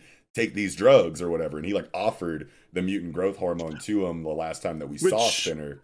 Yeah, I mean that is the question. Like, is that what it is? Is it that like All for One gave him like a quirk to go with it, like as a combination kind of thing? Oh, sure. Like it could definitely be either or. I think it is more so leaning into the drug side of things, because it has like that was an aspect of the series at one point. With like the overhaul arc. Yep, thank you. Like that was like the flip side of the like the quirk nullification side of things. There was also the quirk amplification side of things. It's also a big part of vigilantes, is like the drug that like enhances a quirk and kind of monsterfies people. So I'm very interested to see like eventually once we actually get into like the Spinner specific focus, like seeing what led up to that. But like it is definitely interesting to see it, because honestly speaking, up to this point, he was the one person that did not have that step up, because his quirk was on the basic side of things. His quirk was Gecko. Like there wasn't anything more to it compared to everyone else, where like these wildly high damage outputs in their quirk. Right. You got Sadman's Parade. You got Toga, who can copy the quirks of like specific people. You got Dabi, whose firepower exceeds that of like Endeavor. Like, and then like you have quirks with so much damage. And... yeah, you have quirks with so much damage output, or quirks with like really high utility levels, like Twice or like Toga, and then you just have Spinner, and it's like I can stick to walls. Yeah, I'm a lizard with a knife. Yeah, lots of knives. Lots of knives. Yeah, got the knives. I really do want Horikoshi to do right by Spinner, because I feel like nobody else really like. I feel like the anime is disrespected Spinner, like the fans. I mean, people fuck with Spinner kind of, but I feel like Spinner has not gotten the screen time that he deserves.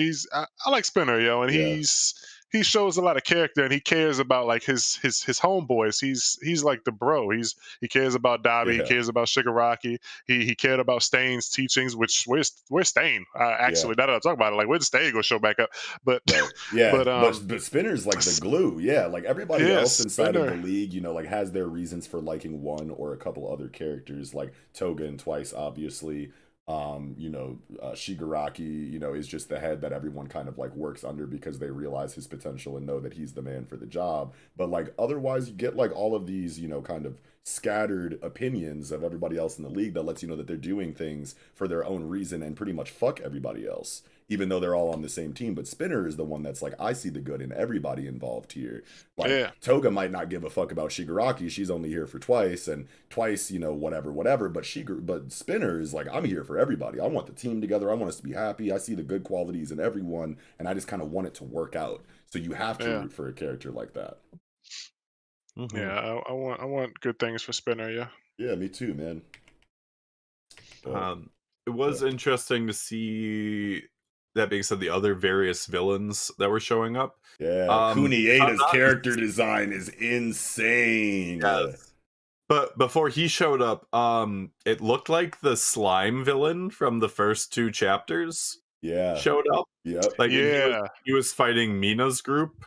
So I was just like, oh, there he is. Yep, there he is. Wondering about that bastard. Yeah. And here he is, apparently. And then this like fucking spiky haired Taskmaster you know, Lickitung character or whatever. Where's that? On page 7.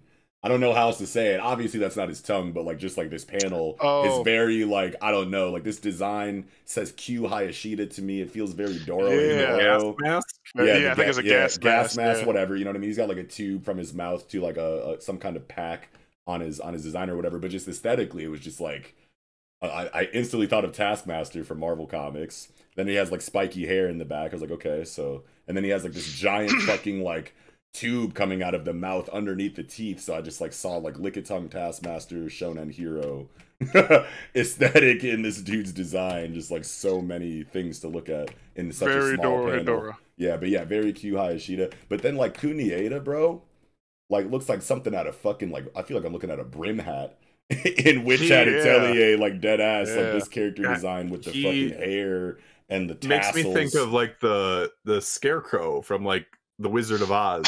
Like that might be like a weird comparison, but and then you look at like what his quirk potentially is, and it looks like he's controlling like plants or something to a degree, and he's killed a bunch of people or injured them at this point. But how many people were speared by these freaking plants? I didn't notice that until right now. I'm looking now, and they're like people like black shit going through their body. They've been impaled. I just noticed I on page 10. Like I was gonna make a comments about like Fat Gum having the flowers coming out of his body, but like if you zoom in, Axe was right. These dudes have been impaled. I didn't even notice that. There are people that are impaled. I saw that like right away. Wow, that's like that pushing the limits of PG-13 like type shit or whatever. It's like we can't show like the zoomed in Kentaro Miura panel of these people fucking skewered by these groups, but like they're back there. They're back there in the anime. Remember, there are no stakes because none of them are main characters. Hey. In the anime, those guys are all either going to be like not there or just laying on the ground with nothing going through their body. This is going to be like out cold.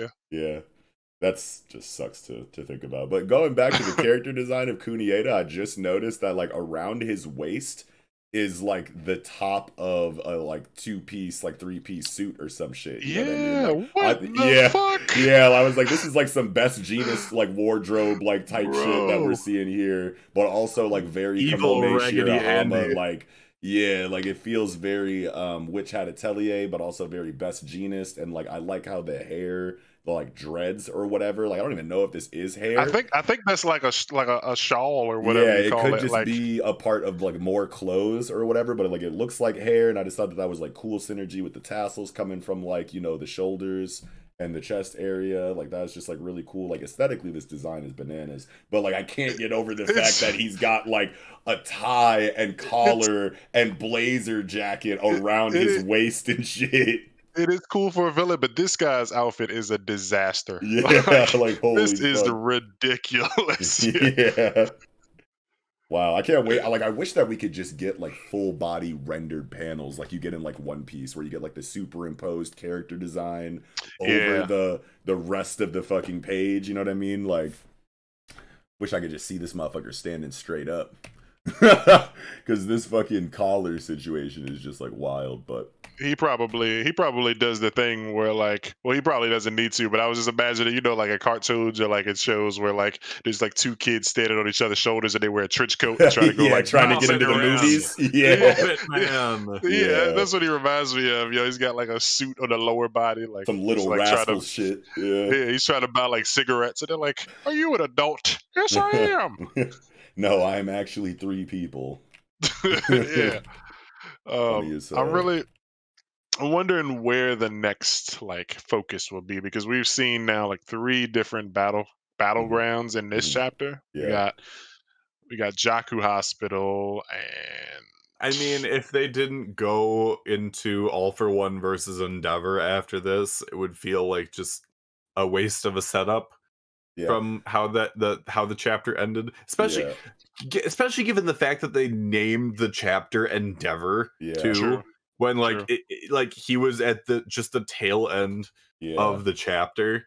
Like it's just like, oh man, leading up to Endeavor, and like Endeavor we need to see oh sorry, I was gonna say we need to see where his head is at in this next chapter. We need to see like what he is thinking, what he is feeling, like from hearing this news, and how that like goes into his fight with All for One.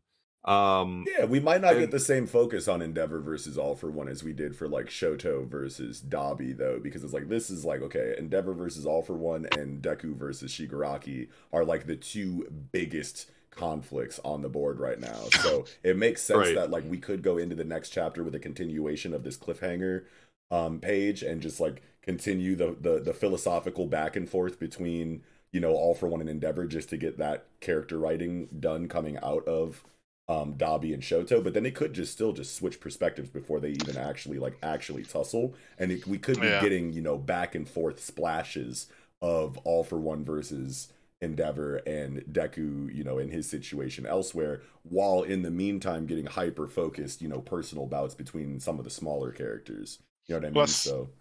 Plus, characters could change locations, like how Deku's like currently heading to them right now. Like Shigaraki could eventually wash everyone in that like floating fortress and then go down to where Endeavor is.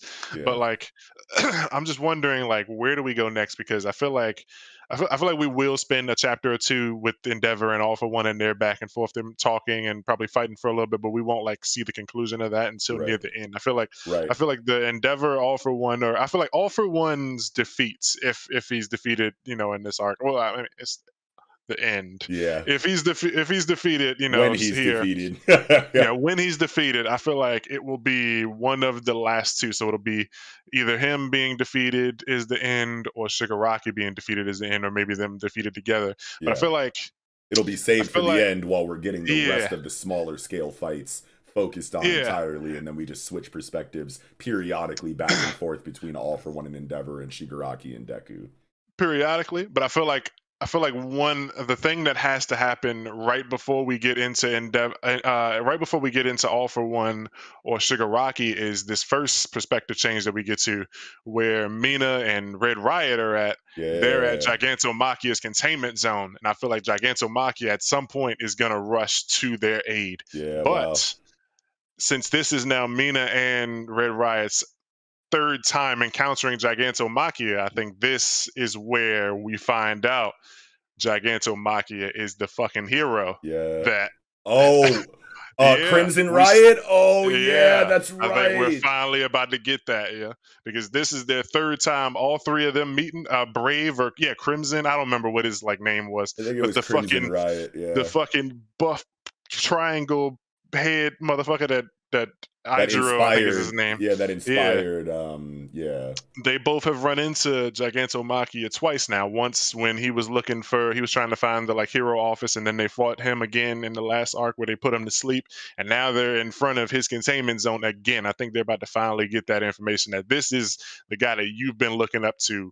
Yeah, he's right here, and he is all about all for one, and he's going to rush across the battlefield again. I remember the first time we brought up that idea or that theory. I can't remember who said it. It was either me. I think it was you. It was either me or Eagle. I remember someone brought that up in review years ago, and I just remember the reaction that Kiko had in the episode. He was it's the first time I've heard this. Yeah, he was. Oh yeah, a while ago. Because he looks kind of like him. Yeah. Yeah, a while ago, there was I can't remember what made it make sense at the time, but we had this conversation where someone had just outright said, because we were talking about Gigantomachia and Mina and Red Riot.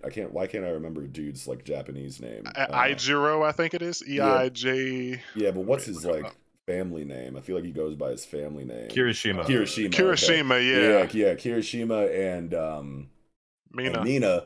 Yeah, we were getting chapters centered around them, and I can't remember, but eventually it came to a point in the conversation where someone said, dude, what if Gigantomachia is Crimson Riot, gnomified or whatever? And I just remember Kiko dude, why did you just fucking say that to me? His reaction was so good. I'm gonna go back and try to find that and watch that. Yeah, Crimson Riot, that's his name. Yep. Yeah. Crimson. Yeah, and I feel like these three characters have been shown together multiple times for a reason. Their fates are intertwined. Horikoshi has something planned for Mina, Red Riot, and Gigantomachia, and he's been setting up exactly what you're talking about, for a while. You know what I mean? There's gotta be. You don't go out of your way to, leave breadcrumbs like that.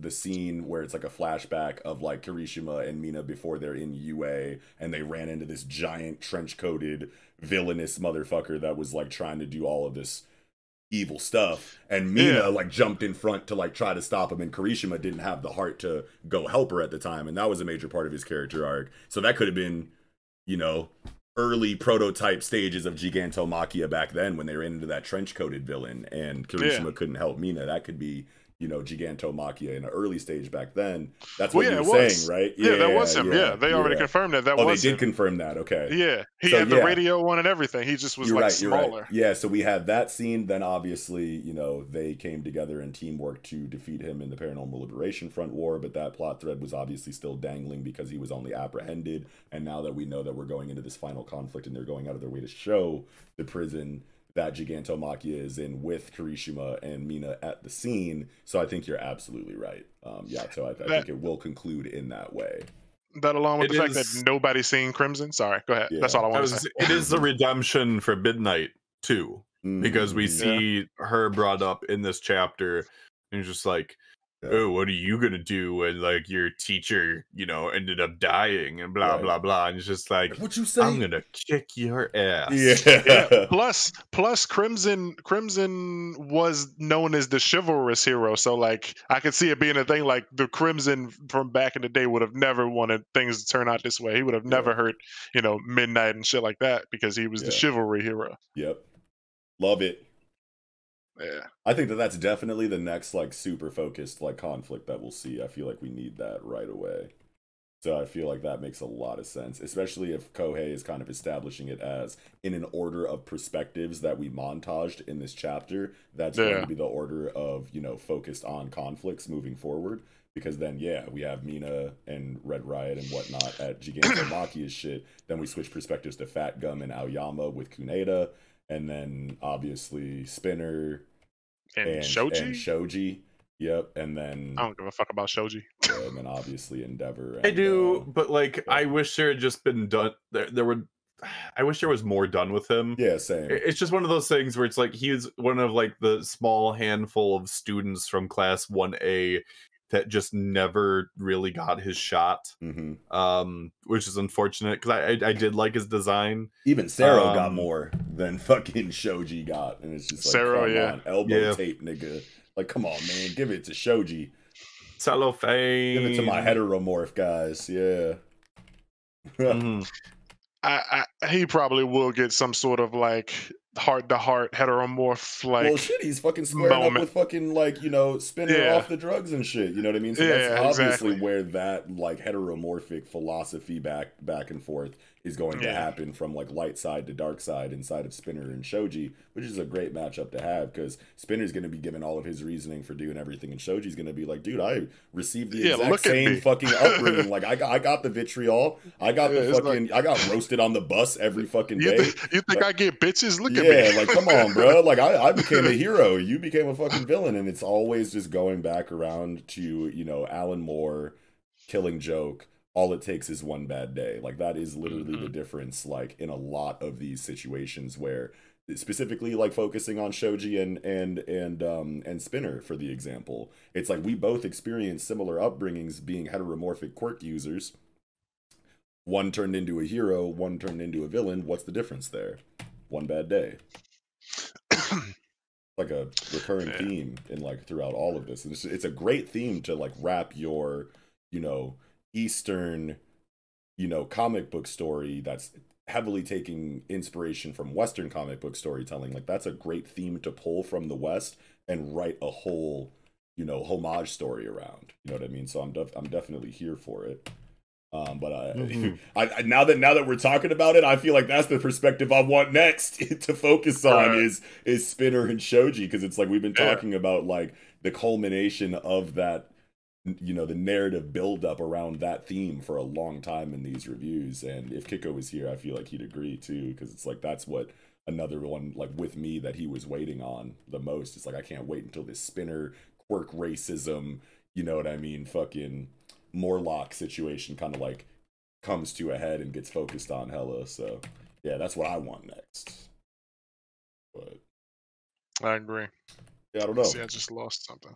Oh, you got something else? I was just about to say, I don't think I had too much more for Hero this week. It's pretty straightforward, you know what I mean? Like, it was like a what's the gang doing now kind of chapter, and we kind of like focused on every kind of situation that we got. I think I just had like one or two more things. Did you, what you got? Have anything else you want to say, Axel? Axel, what you got? No, I'm kind of burnt out as it is. Yeah. I'm just like, yeah. I'll try and wrap up what I was going to say. One in the morning. Yeah, it do yeah, be 1 it's 2 here. Yeah. I'm on the East Coast. Yeah, So this thing, this really like the last big thing I wanted to say, but like this part on page 11 where Kunita is talking to Ayama. Did you guys look up what this this Aesop, the bat of Aesop? I don't know how to pronounce it. Oh, no, I did see that, and I was like, hold on, when did this motherfucker get like an epithet or like a moniker? Like, I don't remember Aoyama like having anything this tied to his name. Yeah, and he's talking about how like the traitors and the people who stand on the sidelines, you know, eventually, like because Aoyama betrayed All For One, and Aoyama and his family have been kind of playing the fence both sides, and he's like, people who do that shit, you know, we don't make exceptions. All For One takes care of those people, and he's like, you know, you leave us people the dregs, you know, in the dirt. He said the dregs that I mentioned, we're all coming after you unceasingly. Yuga Aoyama, the bat of Aesop. And I looked that up. I could be saying the word wrong. And also what I'm pulling from could be way off base, but I typed in the bat of Aesop and it brought up something. It says the Aesop for children, the birds, the beast, and the bat. The birds and the beast declared war against each other. No compromise was possible, and so they went at it tooth and claw. It said the quarrel grew out of persecution. The race of geese suffered at the teeth of the fox family. The beast, too, had cause for fight. The eagle was constantly pouncing on the hare, and the owl dying daily on mice. It was a terrible battle. This ain't too much longer. It was a terrible battle. Many hare and many mouse died. Chickens and geese fell by the score, and the victor always stopped for a feast. Now, the bat family had not openly joined either side. They were a very politic race, so when they saw the birds getting the better of it, they were birds for all there was in it. But when the tide of battle turned, they immediately sided with the beast. When the battle was over, the conduct of the bats was discussed at the peace conference. Such deceit was unpardonable, and birds and beasts made common cause to drive out the bats. And since then, the bat family hides in dark towers and deserted ruins, flying only at night. So, wow. Ayama and his family are in the middle. Yo. They were on the bad guy side. Yeah. They have no place. But I think in this story, since it's a hero story and it's kids and stuff, Ayama will break. It won't go the way this guy's saying. Ayama will eventually end up being forgiven and on the side of good with the kids. The bats will have chosen the side. Wow, that's so cool. Hot damn. I'm so glad you looked that up because that's fucking sick, bro. That's that. Yeah, I was like, what the fuck is this word? That's that dude. Horikoshi always weaves that those poetic references into the dialogue when it's like peak philosophy exchange. Like you always get shit like that. Yeah, beautiful. Oh yeah, you guys. That was cool. Hell yeah. Did you guys have anything else for Hero this week? Not that I can think of, other than just the Horikoshi ending off with creepy all for one hand doing creepy things. It's just like, we get it, you can draw hands. Yeah, it looks like all the elements, you know what I mean? Like the middle finger looks like wind, the ring finger is obviously like fire, the pinky finger is clearly like earth, the thumb looks to be like water, but then the index finger is like completely demon. Alien. Yeah. So I wonder like what's good with that. That's just like a really cool image. Only other thing I had was just the Dabi page where he's got like the light in his chest, and I'm like, what is that? Could he be saving for one last boom when he, shit, yo, is it just his fucking final atonement explosion, like Boo versus Vegeta. Yeah, he waits till like a lot of people, they got him in shackles and everybody's like cooling down and just go fuck it, blow everything up. Yo. Yeah, so I would say one more round of revenge rather than a hero moment. Yeah. Yeah. I was saying, he does not need to be redeemed. Oh yeah, for sure. I was saying, last fuck you to everyone. Yep. Yeah. His dad comes over and is like, my boy, and then he's like, surprise, bitch. No. He's self-destruct. Not the Voltorb. Oh no. Yeah, that's all I had. Hell yeah, you guys. Well, I think that'll do it for My Hero Academia this week, and I think that'll do it for this conversation that we've had. Thank you all so much for watching. If you did, let us know if you enjoyed the discussion down in the comments section. Axel and Yato, thanks for joining me, you guys. It's always a blast whenever you guys can pull up and discuss Weekly Shonen Jump with us. So I'm glad that you guys were able to make it. Fuck yeah. But thank you. Yeah, I'll roll the red carpet out for you guys. Let the audience know what you got going on. Axel, where can people find you and what's coming up in the world of Axel? Yes, so you can find me on Twitter at AxelAblaze_PAC, standing for Productions and Cosplay. And I'm very envious of Mello for going to ASEN because I would have gone to ASEN too and cosplayed, but I am in the process of moving right now, so that's also kind of been why I haven't been around on my own channel on YouTube, AxelAblaze Productions. There is stuff coming. I promise. I once I am moved, once I am in the right space, I will be back to making content about new manga, Shonen Jump, misconceptions people have about Shonen Jump, the whole Super Eye Patch Wolf thing, like a bunch of stuff. They've got a lot of stuff I need to talk about. Yeah. And I have a new podcast plan, maybe in the works. Okay. So we'll see how that works. Hey, holla at your koala. Let me know, man. I would, and I might. Yeah. But I mean, I'm gonna be covering a lot of things if I do, and that means a lot of reading. Yeah. So... Well, hit me up for a super focused episode or something. Yeah, we shall see. But yeah, I post on Twitter enough, so I'm still around. I'm still here. I promise. More stuff is coming. And I've been here over my break anyway. So I mean, like, if you're here, you've still been getting Axel content. So it's a win-win, right? Bingo bango. Love that. Yato, let the streets know what's going on with you, man. for me, much less to say than Axel. You know, it's pretty simple for me. I don't have a YouTube or anything. I thought about making one recently. I might make it. I don't know. Just, you know, doing some thoughts, firing off some thoughts and shit. But pretty simple for me. Follow me on Twitter. Yato Plays, YATOPLAYZ. Also, that's my Twitch if you want to watch. I haven't been streaming lately, but you know, I'm gonna get back to it soon. That's what everybody says, but I'm gonna get back to it for real. But mostly active on Twitter, as you know, just I share new manga chapters and stuff when they come out. I ain't gonna say I do too much. I just like to get the information out to people and let people see, you know, new stuff when it comes out. And and then Knox retweets it and gets the credit for it. No. There you go. Yeah, that does happen sometimes. I did. Apparently, somebody tagged me the other day telling me in Discord that they was like, "Yo, you're on a Forever episode." I was like, "Really?" I was like, "Let me go look." And I looked, and I'm watching the episode. It's like 37 minutes in. It's like a video he posted like 7 days ago, and it's a tweet. He shared a tweet of mine where it's me just talking about Stage S, which is a new manga in Jump Plus, and he was like, if you guys, you know, let me know if you guys find some new stuff. It's cool. And then he posted my tweet, and he was like, "This one looks cool. I want to thank my boy Knox for retweeting it and putting it on my timeline."